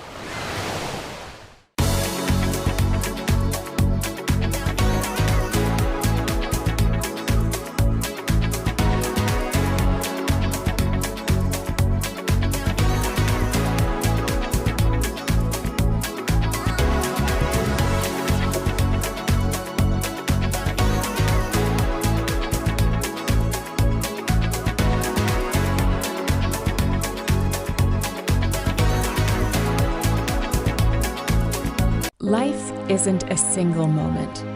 It's a shared ribbon that bends through the years. It binds us to the things and people we love most. One insurance company knows this because they live it. For more than 100 years, we've been with your family for the moments that matter most. Then, now, always. Erie Insurance. Welcome back as we get ready for the start of the second half here from Saxon Stadium on the campus of Mercyhurst University. John Leidick alongside Jack Quinn in the home opener, the regular season opener for the Erie Commodores NPSL action as they're facing Niagara 18-12, who came in with a victory over Rochester earlier this week, a 2-0 clean sheet for the 18-12, but they have struggled and already down a man after a red card in the early portions of the first half. Yeah, unfortunate. The two yellows were issued to Xavier Cabada-Perry in fairly short order, and we were talking about it off the air. Somewhat hasty, perhaps, and such a huge deal. It's not like other sports where you're just down, you're just done, you're stuck at 10, and obviously it'll make it tougher for 18-12 to come back. But again, I give them credit for hanging in there and keeping it 2-0.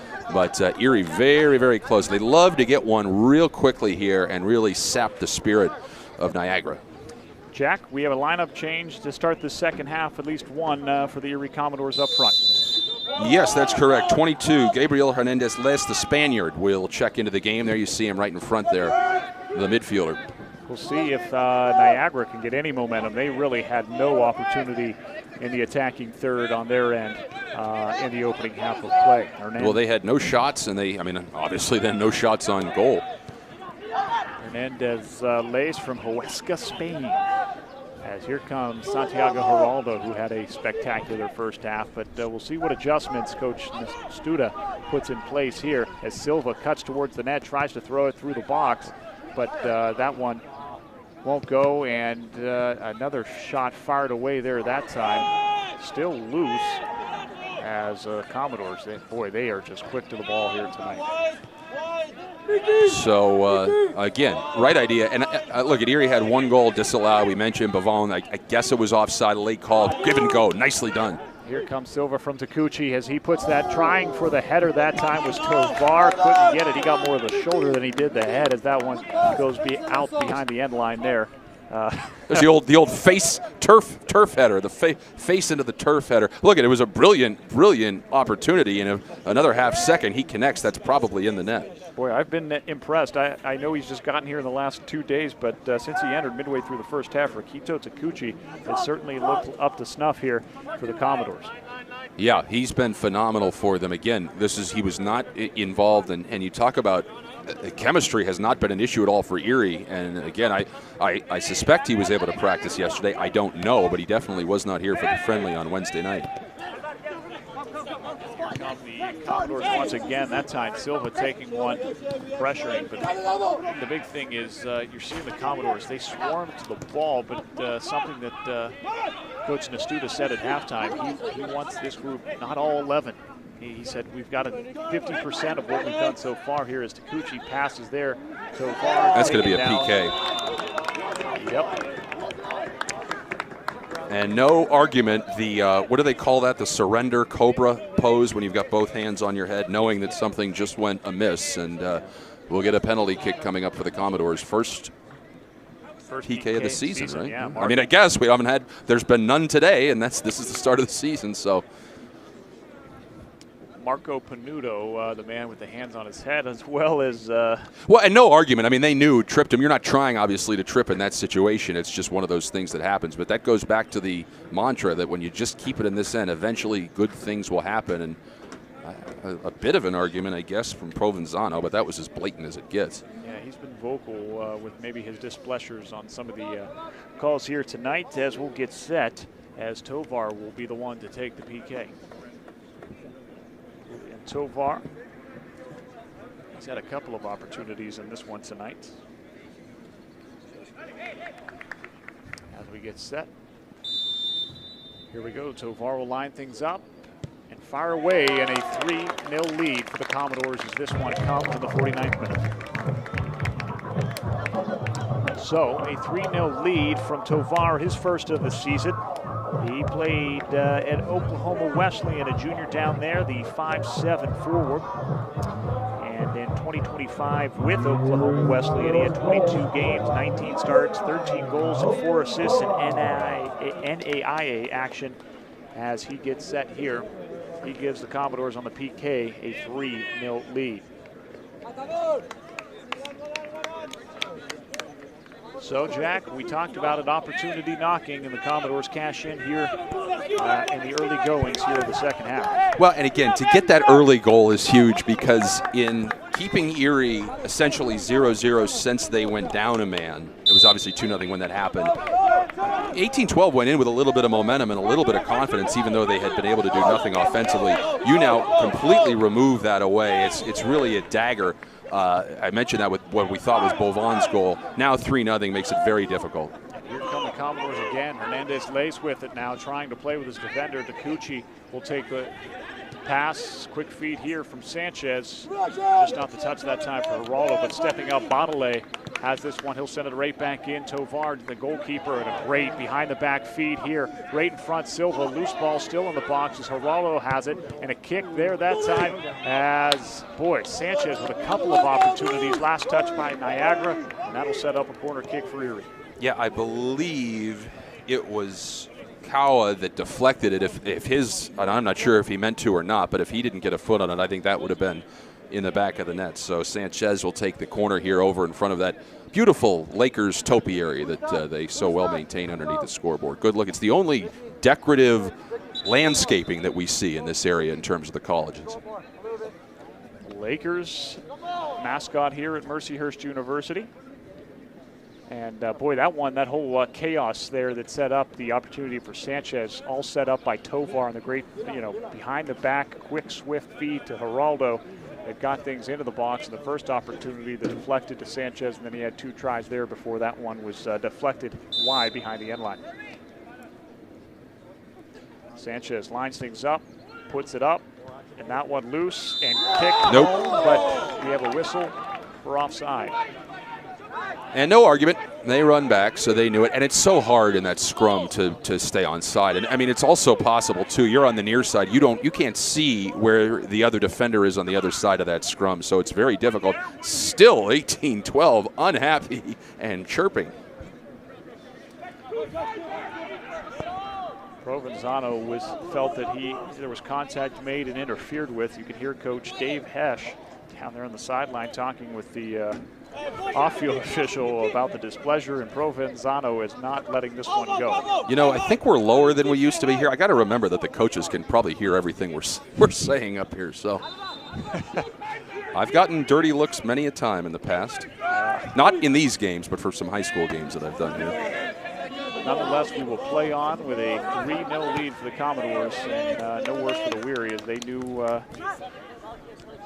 they have a comfortable lead. And Jack, one thing that people will think about when we talk in terms of soccer, goal differential is a big key. Sure. And you get later into the season, so the more you can stack up here early on and create that cushion, never a bad thing as Armandia comes out to just kind of quell the chaos in front of the net there as a bouncing ball. I think that's the first time Armandia has had his hands on the ball when it wasn't just played back to him by another Commodore defender, I think, which is remarkable here given that we're in the 53rd minute. Don't often see that. You'll see some great defensive games. That ball, great feed there that time is Geraldo to accept the passes. He gets pressure there, cuts to the middle of the field. Hernandez lays with it now as they play catch. He'll feed it over. playing it with an owl right in front, I believe. Oh, boy, Geraldo just needed, that one just hopped a little too high. He couldn't get to that. So I believe that might have been on the backside. Silva trying to get it to him, but just couldn't. That was all set up, though, earlier in the sequence by Geraldo. Is he going to card? Is this going to be a makeup card for a slight push in the back? Are you kidding me? Thumbs up. I like it. Why not? Silva, no need to argue. Boy, oh boy, they are calling this thing awfully tight. And again, you know, we were talking, you know, people with the Commodores thought that the two yellows that went against Niagara early were a little bit hasty. I mean, these changed the course of the game, and of course, the yellows, like technical fouls, can pile up. So you obviously want to avoid that as much as possible. So that was Aldi Zyla with the card, and then the center official comes over, and he's having quite a discussion with Coach Dave Hesch, who's in his first year here with the Niagara 1812. 9 seasons as an assistant at Niagara University, won 4 straight MAAC titles. He also spent time at University of Buffalo, 10 as an assistant, 4 as a head coach. So he is an experienced man in the game of soccer, and he is displeased with the few of the decisions here by the officiating tonight. But nonetheless, Niagara will have the kick here. Niagara's in the MAAC. I thought it was the MAC. Sure. Isn't it? That's what yeah. Because it can't be the MAC, because there already is a MAC. The MAC. Yeah, the MAC. Yeah, there you go. With Siena, Jerry McNamara on his way to Syracuse, the Siena Saints. Look at the draws that you have had here. Boy, you have in top form the first 2 games of this season. I think Binghamton, Tony Kornheiser's alma mater, might be in the MAC. I'm not 100% sure. Sound like you're on the farm out there with your extension there of the MAC. All right, here come the Commodores here as we approach the 56th minute of play here from Saxon Stadium. It's been all Commodores as offside, the call. Binghamton's actually a cool town, and the university is huge. It's almost like a mini version of Penn State, but it's underrated. I mean, we're used to the snow, so it's probably hard to recruit people from Florida up there to Binghamton. And, of course, they've got the Rumble Ponies. But, yeah, I was impressed when I visited Binghamton. Yeah, an interesting town. Of course, yes, the Binghamton Rumble Ponies, known as the AA affiliates that play in the Eastern League, is here. Well, here's some pressure here for the first time tonight in the attacking third for the Niagara 1812. Was with the ball that time was Carson Tahara. Still pressuring, but Takuchi able to wrestle it away. He has the ball, and the Commodores will have possession, as we'll have a substitution. First sub of the match, Liam Felice, the midfielder, will check in, number 7. Binghamton Rumble Ponies also once held home to none other than Tim Tebow when he made his run as in major minor league baseball. Never quite made it up, but he made his run. It got as high as the AAA affiliate for the Mets. Yeah, thank you. Aaron Rodgers and the Steelers have agreed to a 1-year deal. Big shock. Boy, so that ice cream must have led to good thoughts. Thank you. The road to 8 and 9 or 9 and 8 has to begin somewhere, and they'll just have to hope that the 2 other Hall of Fame quarterbacks in the division will be out most of the year again, and they'll be on their way. Great assist there, and thanks to Jay Tonks. Thank you, from Jay. Mercyhurst University, providing us with that update from none other than ESPN's Adam Schefter. Shefty, as they call him. Well, I wonder, do they coordinate now? Does Ian Rappaport have to report to Shefty? What does bother me is why do these teams only leak to national reporters? I feel so bad. Oh, as beautiful here comes pass. Geraldo. What a great pass there as he tries to deep. Oh. Provenzano comes in, contact there. But that time, I believe it was Bustamante that made the feed that sprung Geraldo there, but couldn't get it. But here come the Commodores once again. Takuchi on the backside, sliding play there. I mean, Provenzano, you won't see a better save than that. You have one of the fastest players, probably the fastest player on the field right there. And Geraldo, he's 1-on-none. It's just he and the keeper. And Provenzano went out, dove, and just plucked it right off of his foot. You won't see a better save than that. That was really well done. It'll be interesting to see as they have really upped the tempo here. We talked about it. We talked with Coach Nastuda at halftime. He said we were only playing at 50% of our capabilities. He has had to have loved what he has seen here in the second half, despite just 1 goal so far. Geraldo, boy, just getting ahead on that, and it just goes wide of the near post. And if you're wondering why would Aaron Rodgers wait this long, well, You had the draft in Pittsburgh. You had the Penguins. So now he has the news cycle all to himself. It doesn't take a rocket scientist to figure that out, but he doesn't like attention. And he has realized that the Pirates are finally hitting their May swoon of yeah, they were down apart. big on my way up here. I was listening to the game, and they blew a game last night. I know they were down 5-0 earlier. Not sure what happened. Yeah, up 6-0 last night, only to lose in extra innings by an 11-9 final. Good crowd, though. They had 39,000 there last night, I understand. Should be great tomorrow. Wheeler v. Skeens. I bet that's a sellout. Yeah, I would imagine so on a Sunday, but maybe people will be out too late partying this Aaron Rodgers Sunday Yeah, here tonight yeah. on the south side of Pittsburgh. As Taguchi tries to step up and make a play there. Ooh, there was a push, and we'll see. Just a warning there that time is coming over Carson Terria. Boy, how about the speed from Terria? He came flying in out of nowhere, and it ended up being Commodore ball, but great hustle. And there you see what fresh legs can do. That almost looked like a block on special teams play in American football. There's contact there. I believe that was that Hernandez-Lace coming up? Yeah, I think that is Hernandez-Lace, who had checked in at halftime. It looks like he's in one piece, just shaking it off a little bit. I will give 18-12 credit. They've done a little bit better of a job just in terms of controlling things. And again, if you're just joining us, both these teams missing some guys, 18-12 missing a number of guys for graduation. But as you said, the number one tiebreak is goal differential, and you could look back at the end of the season and say it was that fourth goal or whatever in this game that clinched a home playoff game or whatever. Taguchi will feed across to Hernandez-Lace as he tries to make a run. Feeds it back in front, and Tovar again comes near his second goal of this half.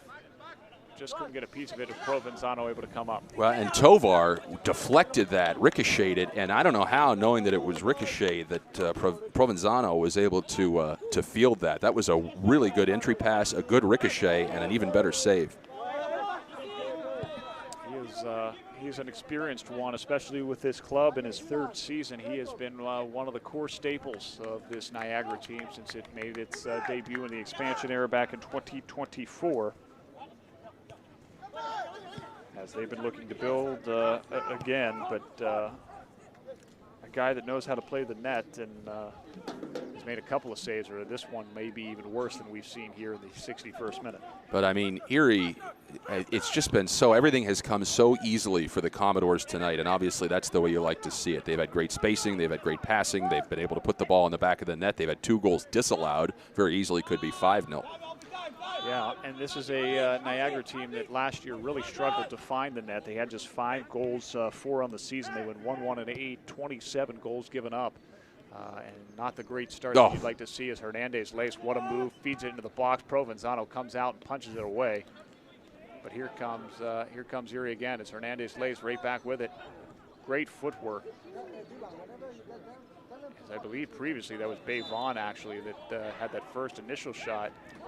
And they say that Erie last touched it. Yeah, by Vaughn, I thought, now this is over on the far side, I thought he boxed out the 18-12 player and thus would have forced a corner. And this player for 18-12, this could be bad because that looked untouched. I can't see the number from here. I think it was 20. So, I didn't see that Sam Mann, who made a great defensive play earlier. Now, he is sitting up, but I didn't see any contact there, and you always be very worried if there's a non-contact injury. But maybe there was earlier, and I just didn't see it. As we remind you with this break, I want to thank everyone for watching and listening here tonight. As these broadcasts of the home games all season long brought to you by LECOM. You could see them, of course, with the feeds on the Erie Commodores social media platforms. We'll be right back here as we step aside for an injury.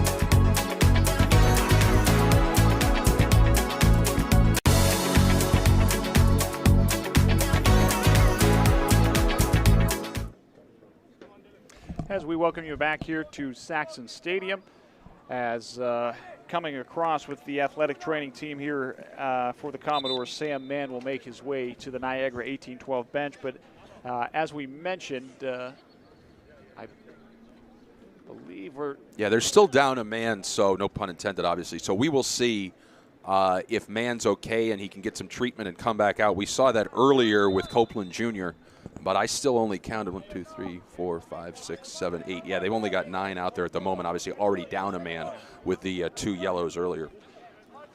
So we'll reset here. Again, want to thank all the great sponsors this season for the Erie Commodores. John Russell Brewing Company, you heard from John Melody earlier, Erie Insurance, Marquette Savings Bank, R. Frank Media, Curtsy, Food Service, Visit Erie, You Pick 6, and many more.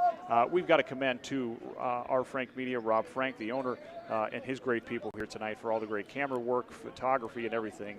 They do a great job. At least a little warmer and dry tonight. Well, and they were, speaking of dry, they were filming a regatta earlier today, and I hope, Rob, nobody fell in. I hope all your equipment was solid and dry. I mean, that's, I don't know how you go about televising a regatta. Oh, was that one? That time, I believe that was Hernandez Lace. Yeah, he took one from Massaro. Yeah, second time he's been banged up, and there was no intent there. He was going for the ball and just hit him. And smart officiating there. Even though there was no intent, get right in front of it, get in between the Commodore players and anyone else, and make sure that nothing escalates, especially in a 3-0 game here in the 65th minute. We will play on. Again, a reminder not to go anywhere at the end of this one, as we will have Coach's interview with Coach Nastuda, as well as the man of the match here.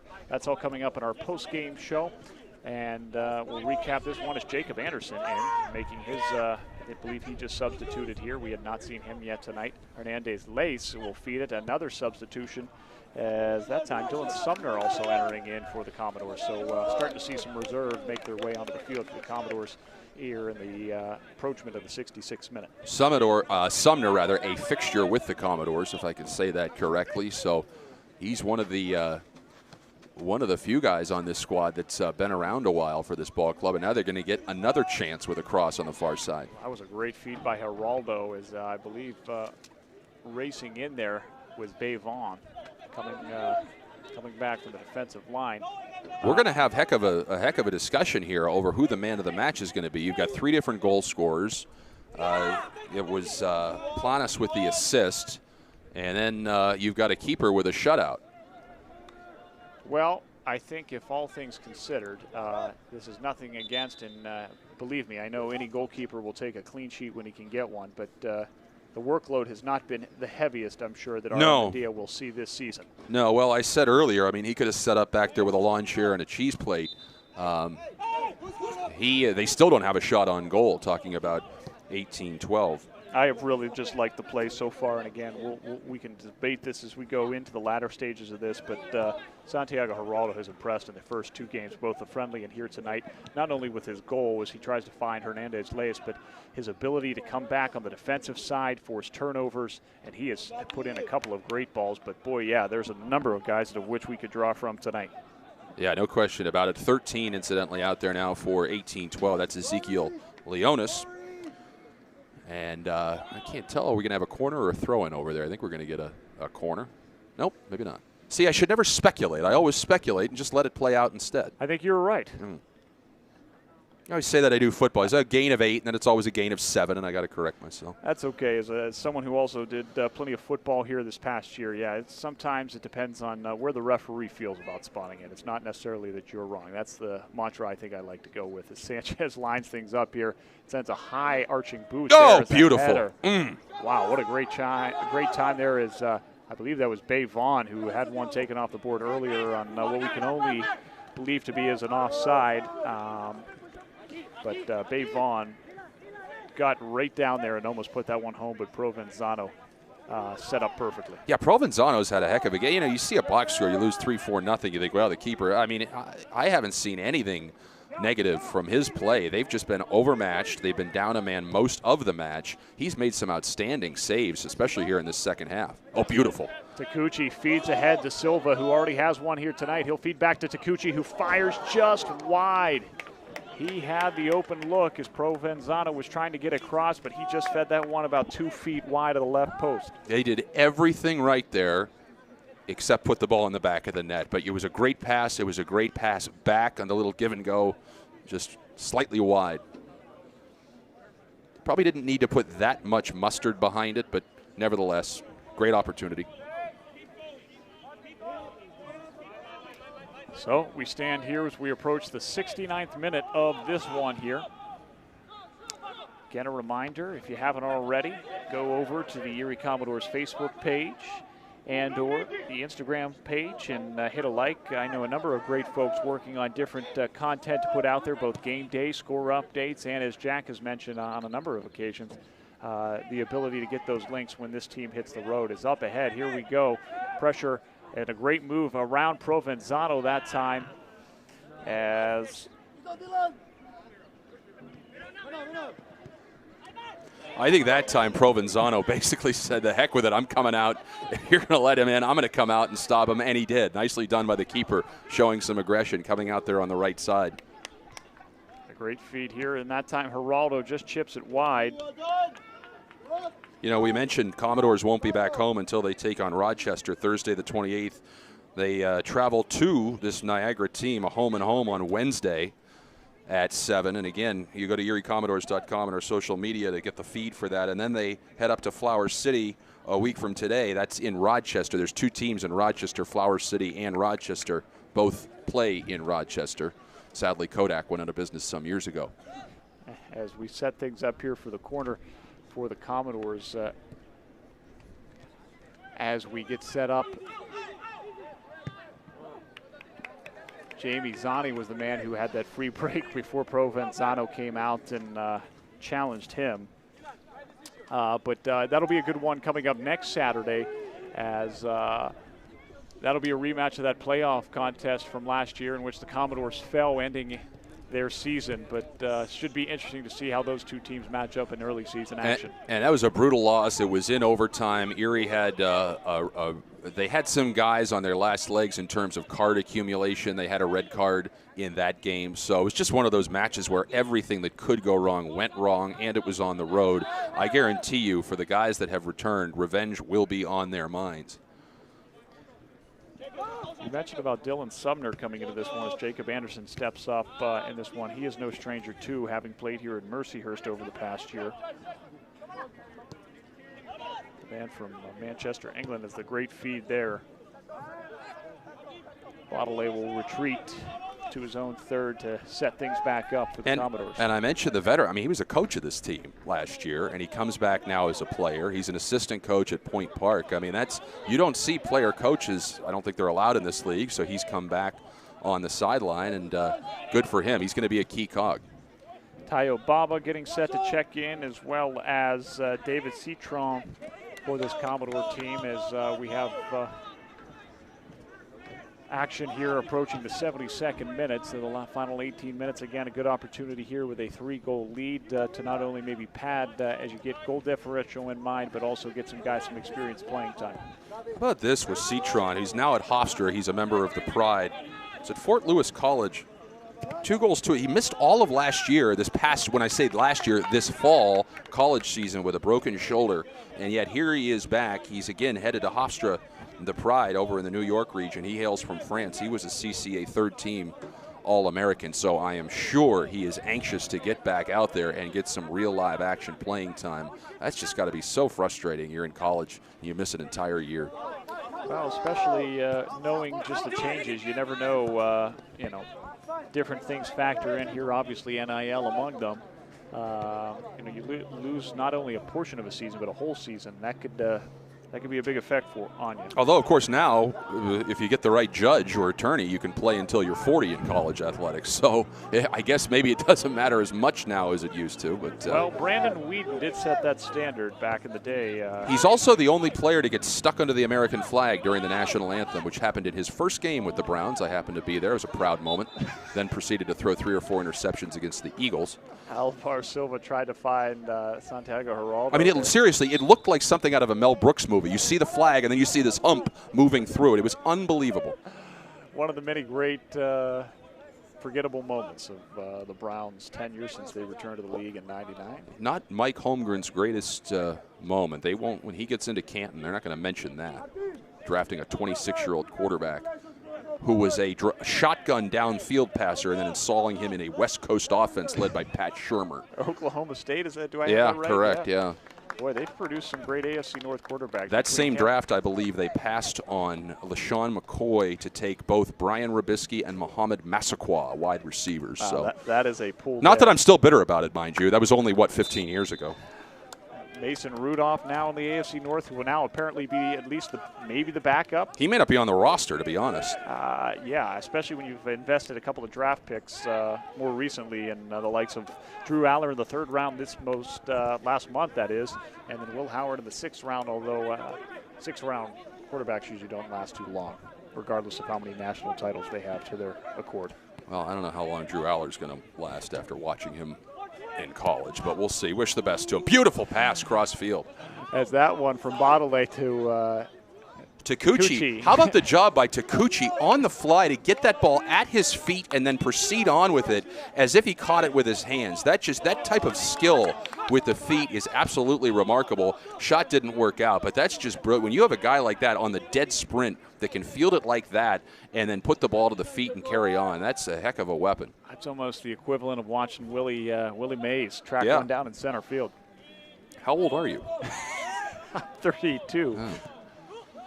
I would hope I know a little sports knowledge. No, I thought you meant. What a great feed here is that time Sumner, but Provenzano comes out to challenge and still trying to regain the net. Oh! And a great save there on Hernandez Lace, who thought he had a goal, but coming back there that time will await the number, but a great save in front. I mean, that's just incredible, and Erie's got to be looking at themselves saying, how did we not get that thing in the back of the net? But great heads-up play. I think that was Carson Terry. Is that no? As we wait to see here, Citron with it now, pressured by the defender. But, I mean, keeper's out. You've got an open net. That was absolutely phenomenal to keep this a 3-goal game. And we have a yellow card. That's on Massaro. Yep. So that is the 4th card overall, 3rd issued to 1812. And, of course, the first 2 early in this match both went to Xavier Cabada Perry, who was obviously then resulted in a red, and he was taken out early. They've played a man down since.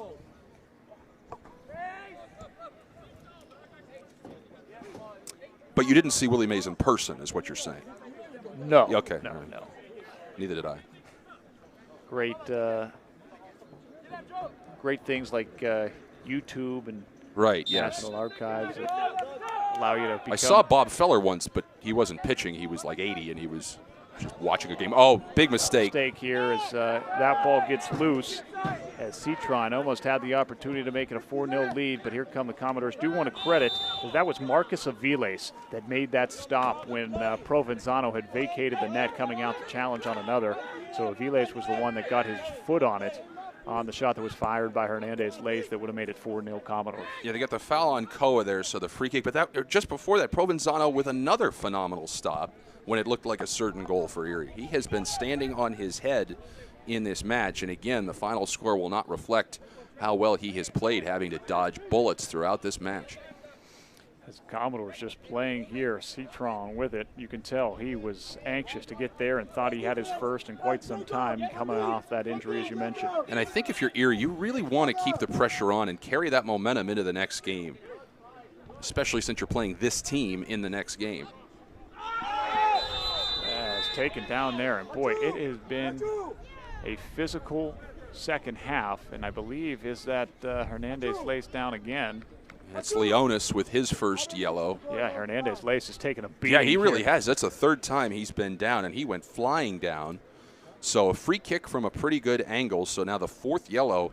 It's odd, I got to be honest, for a game that has had no chippiness, no incidents of any kind to have this many cards, and maybe that's a good thing. Maybe that's what the refs came in, set out to do. But usually when you get this many yellows, it's because of untoward behavior from the players, and there's been absolutely none of that on either side tonight. So Sumner and Citron will line things up. Sumner, the Manchester, England native.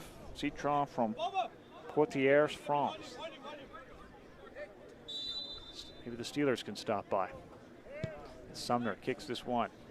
It just misses everyone. Yeah, I think that might have been a miss hit, to be honest. I'm not 100% sure. If you are interested, looks about 7,000 or 8,000 per person. If you are interested in seeing the Steelers in France this fall. I'm not interested in seeing them in Pittsburgh. Why would I go to France to watch them? Well, I was for our listening audience here. Those watching on Erie News Now Plus or on the Commodore stream is a great feed here. But Provenzano coming out once again is Jamie Zani has had a couple of opportunities that Provenzano has thwarted. This will set up another corner. Your Sunday co-host is appalled that the NFL has any international games and thinks, of course, every game should be played in the United States. So I don't know. I think it's a money-making opportunity for them. I'm not wild about it, but I don't really care one way or the other. But he was incensed that they have so many international games. 9, a record this year, as this one sent into the box. Talking a different type of football. Boy, that was a great ball and just couldn't quite get the angle on it, could Sumner, but he was right there. Just a brilliant corner kick right to Sumner and just couldn't quite get the angle on the header. This team, it's still early. And again, I'm sure they will face quite some challenges this year from another number of competitive teams here in the NPSL. But the Commodores passing and their touch on the ball has been fantastic. Yeah, you wouldn't think this team was just put together. I mean, really, it's remarkable. Just shows you the great job. And Jack, I think you hit on it on Wednesday in the friendly against the Riverhounds, is the great job that John Melody and the staff here does at finding these players. Well, yeah, I mean, and again, it's so difficult to get these guys and not just find them, but then, and I love Erie, but you got to get people who live in France and Spain and Colombia who want to spend the summer in Erie. If they're, some of them play at Mercyhurst, but it's tough recruiting. This isn't, Pitt recruiting Central Catholic. As this one sent in, and the header just over top there that time. Was that Anderson, I believe, that was deep in there? He was, and just a bit over the crossbar and misses on the 4th goal opportunity for the Commodores. Boy, they could have 9 or 10 here tonight if it wasn't for just missing and or Provenzano playing spectacularly. Well, and 2 disallowed, and those were back-to-back from both sides. Beautiful corner kicks that were right on. We hit the 81st minute here. I guess we should, with a 3-goal advantage, start to think about a man of the match here coming up. That's I don't know. I mean, again, the goal scorers have all been different. We have a shutout goalkeeper, although he hasn't, as we said, had the most strenuous of evenings. And boy, Walcott got up. Yeah, Walcott got up and submarined, and he came down hard.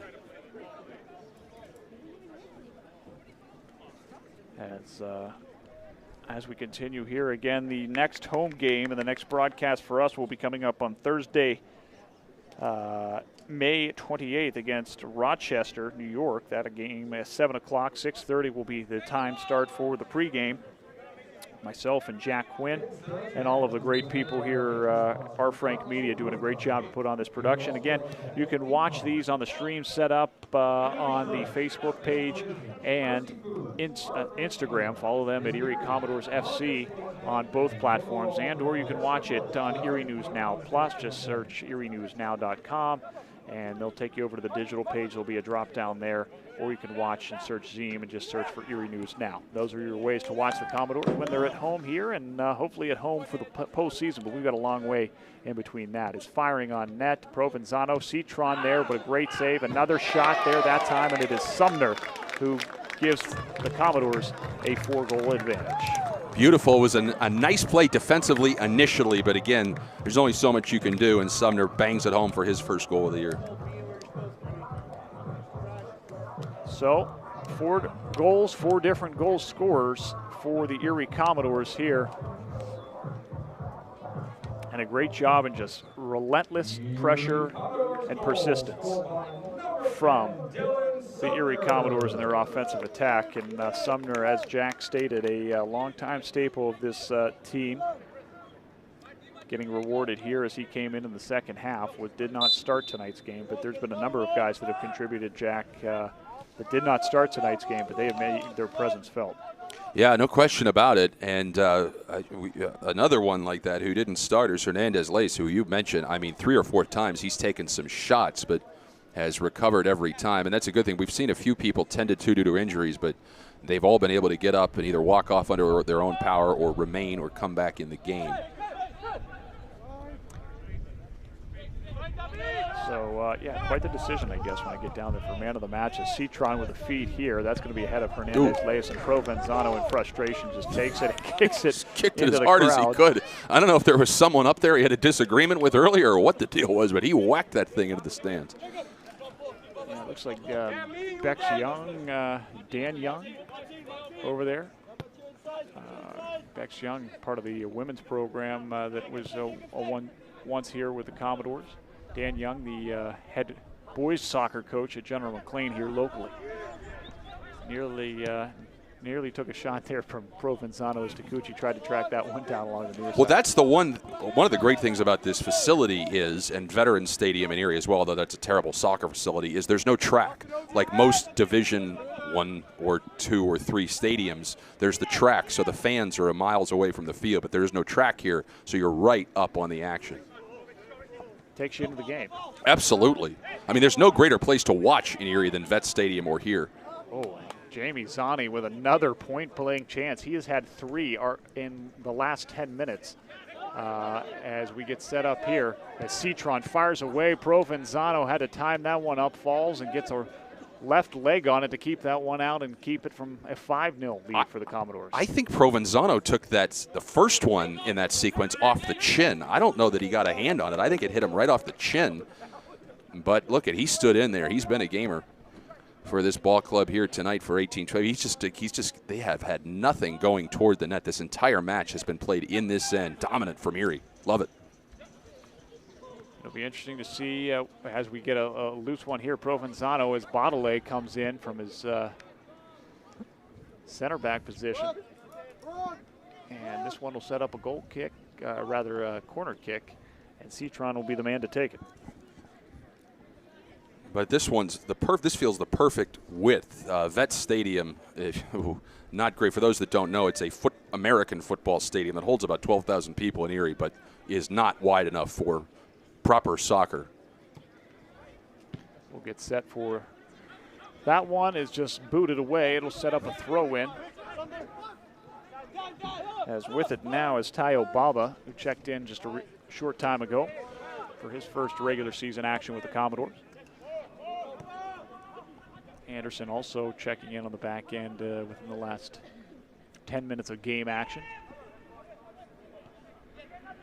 Jack, with about 4.5 minutes to go, I will turn things over to you as I'll head down, and I will join you for man of the match, and we'll talk to Coach Catalin Nestuda here coming up in just a short while. And I'm sure it'll be a very happy Coach Nestuda as Erie with a 4-0 lead, and as we've said throughout the broadcast, could have been a lot more emphatic, and who knows here, we're in the 86th minute, and Erie's got yet another corner. This time they play it short, do the Commodores.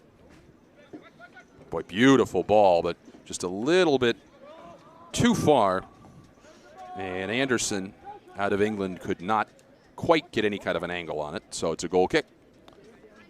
Again, we will be back with you on Thursday. That's the Thursday of Memorial Day weekend, the 28th, when the Commodores host Rochester, 7 o'clock. If you're in the area, we hope to see you right here at Saxon Stadium at Mercyhurst. Of course, you can watch on this very stream.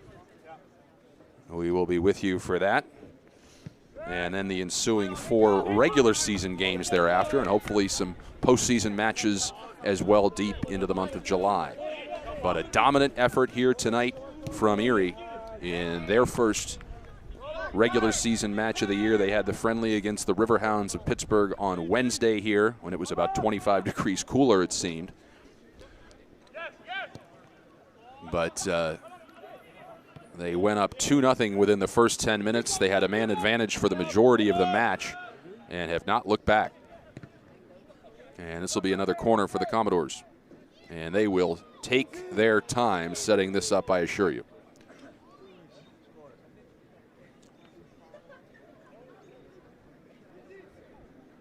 Good crowd on hand, not as filled as it was on Wednesday, and I think that's because we had thunderstorms throughout well, not thunderstorms, just rain, consistent rain throughout much of the day here in Erie. But it turned into a beautiful night here on the campus of Mercyhurst as the students here have headed out. And this is not good, as blasting it out of there was Aramendia, but he's down and he screamed, and he appears to be in great discomfort at the moment. And didn't look like he was touched, but he went up in the air to bat that away, and you wonder if he's favoring, looks like he's favoring his shoulder. We'll see what it is. We'll straighten this out when we come back. 4-0 Commodores. We're in the 89th minute here from Mercyhurst. Let's take a break. We'll be back.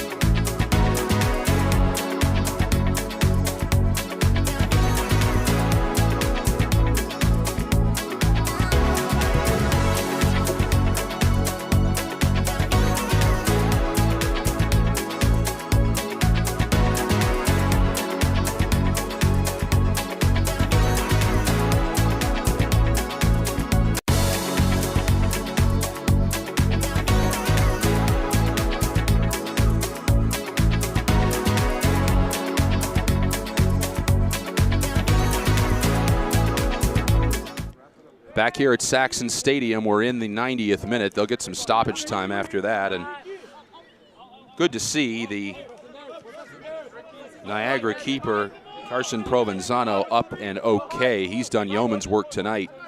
Again, not his fault they're getting behind 4-0. Erie just the markedly better team on this night. And again, these teams will go right back at it. I don't know that I recall a home-and-home like this, where in the regular season, especially odd given that it's the first 2 games of the season, that they're going to go home and home, but that's exactly what we will do, and they're going to get on out of here, and I couldn't agree more with that referee decision. So we'll let you know here as we'll head down now to final score. We'll come back with you from the press box, but we're going to go down now to John Leidick for the coach's interview. Final score, Commodores 4, Niagara 0, and we're going to head down to John.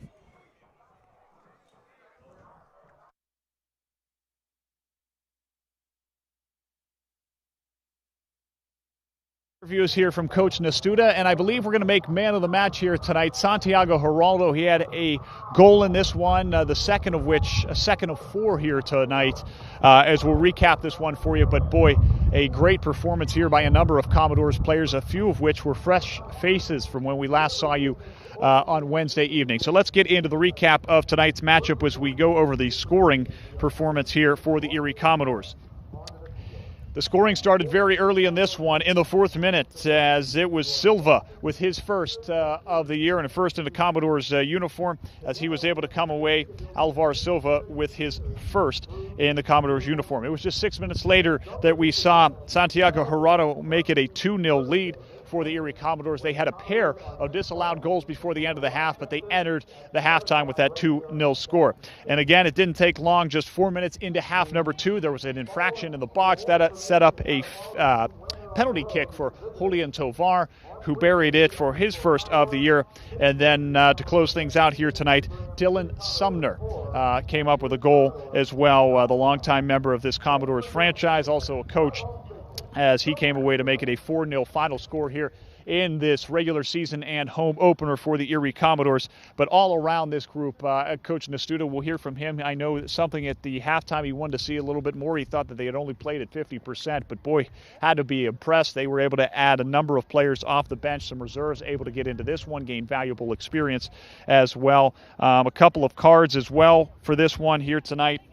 I believe the final count was 5-4.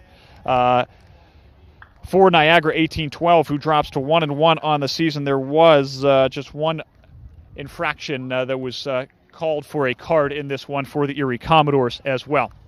Again, this will be the last home game for a couple of days. The next one 12 days from now, and that'll be against Rochester, New York, when they come here to Saxon Stadium. It'll be a pair of road trips against this Niagara 18-12 coming up next Wednesday, and then Flower City Union coming up next Saturday in that playoff rematch as we get set here for tonight. The Commodores going out to thank their faithful. They're going to have a post-game discussion. While we have a moment, we do want to thank our broadcast sponsor, LECOM, for providing coverage of this all season long. They do a great job. I want to thank all the people that have been a part of the broadcast here through the opening couple of games between the friendly with Pittsburgh on Wednesday and then the opener here tonight. Also want to give a shout out, we should say, to the match sponsor tonight, John Russell Brewing Company, Erie Insurance, also a main sponsor, Marquette Savings Bank, R. Frank Media, Curtsy Food Service, Visit Erie, and You Pick Six, all making Commodore soccer possible this season. We await Coach Nestuda and our man of the match interview. That'll be Santiago Geraldo. Again, if you haven't yet this season and are a big fan of the Commodores, make sure to follow them on social media. But Erie Commodores FC, you can follow them on both Facebook and Instagram. A lot of great stuff. There'll be a game recap, different posted graphics as well that you can follow along throughout the season. Also, if you want to keep up with everything Commodores soccer, you can do so by following Off the Pitch, owner of this team. John Melody sits down with a different member of the crew. He's talked with Coach Nestuda over the first couple of weeks on Off the Pitch, but you can get a full in-depth look into this Commodores team as they continue to build here throughout the season. And just one game into the regular season, but plenty more in what they hope is a run to the postseason for a second consecutive year. As we await here, they're taking one final photo from this opening match to commemorate a victory here tonight by a final score of 4-0. The final in this one, and an exciting one because you get a number of players into the game action, as well as 4 different goal scorers tonight. But boy, there was a number of players that you could point to tonight as well with big contributions, both on the back end. Matthew Bavon was a big part of it. David Citron gets his first action. He'll be off to Hofstra, as Jack mentioned, but had missed a lot of time. Alvaro Planes set up a number of opportunities here this evening. I think you've got to also mention Santiago Bustamante, a member here at Mercyhurst. He had a great night as well. Jacob Zani, boy, he had a couple of chances late in this one as they they took an opportunity to get some of those reserves in there. And then a number of other players making contributions here tonight. I think we have Coach Nestuda here. Coach, we also want to have Santiago Geraldo as well. Yep. We'll grab you first, and then we'll grab Santiago. I know we mentioned at halftime you thought you had only had about 50% of what you guys were capable of. What did you see in the second half? I think we saw a bit more. We saw a bit more like the aggressiveness that we can get in behind, but still we have so much in the storage. And it was a good game overall. Happy with the result. But I think we have so much to show. I think you also have to look at, it seemed like the guys played with great touch tonight. What can you say of your guys' passing ability? Can you repeat that again? Sorry? Yeah, what can you say about the passing ability of your group tonight? It seemed like they had really great touch on the ball to set up a couple of opportunities. That's our identity. You know, all of our players are tactical and they have enough IQ that, you know, with that and quality, you have good overall players and they all understand each other and they understand the way that we play. How big is it to get some of the reserves, some of the guys off the bench, and get some experience here in the early goings? Anyone, from the first guy until the number 18 in the roster, all of them have quality. For us, it's just picking who's the fitting best in every moment. So, you know, guys in the bench, they show up, and they had a good second half, I believe. The things that you want to see before you see Niagara again on Wednesday, the big improvements that you want to see from this group as you head back to practice? I think we're going to work some stuff with the ball finishing, definitely. You know, we had the chance, now it's time to put it in the net. All right. Coach Nestuda, appreciate it. Thanks so much. We'll await man of the match interview coming up with Santiago Geraldo. Again, he had a goal here tonight as he was a big part of the action, one of 4 different goal scorers for this Erie Commodores team as we await him coming on over to talk to us. But again, a opening night victory for this Erie Commodores team. As he comes on over, Santiago will join us here in just a moment. He is our first regular season man of the match. Santiago, come on in here. What can you say? First of all, congratulations on the victory here tonight. What can you say about what this group was able to do with a 4-0 victory? I think this group is very competitive and it's like a family right now. So I hope we keep winning a lot of games. It seems like you guys were able to get out on the run here tonight. What can you say about the touch that a lot of you guys had here tonight to put balls in great opportunities for scoring chances? It's just about creating spaces for the other teammates, and that's it. Like putting the ball in the net. What's it like playing with these guys and just trying to create the chemistry early on? It's easy because they're quality players, so it's really easy for me and for all of them to be part of this team. I'm really happy. Awesome. Santiago Geraldo, our man of the match here tonight. Congratulations on the opening night victory. All right. Thanks so much for watching Erie Commodores soccer in this home opener and regular season opener. We'll be back broadcasting with you on May the 28th, but 2 games upcoming in the meantime. Want to thank everyone at R. Frank Media as well as the Erie Commodores for all the coverage here tonight. For my broadcast partner, Jack Quinn, I'm John Leidick saying so long. The Erie Commodores victorious to open the 2026 regular season.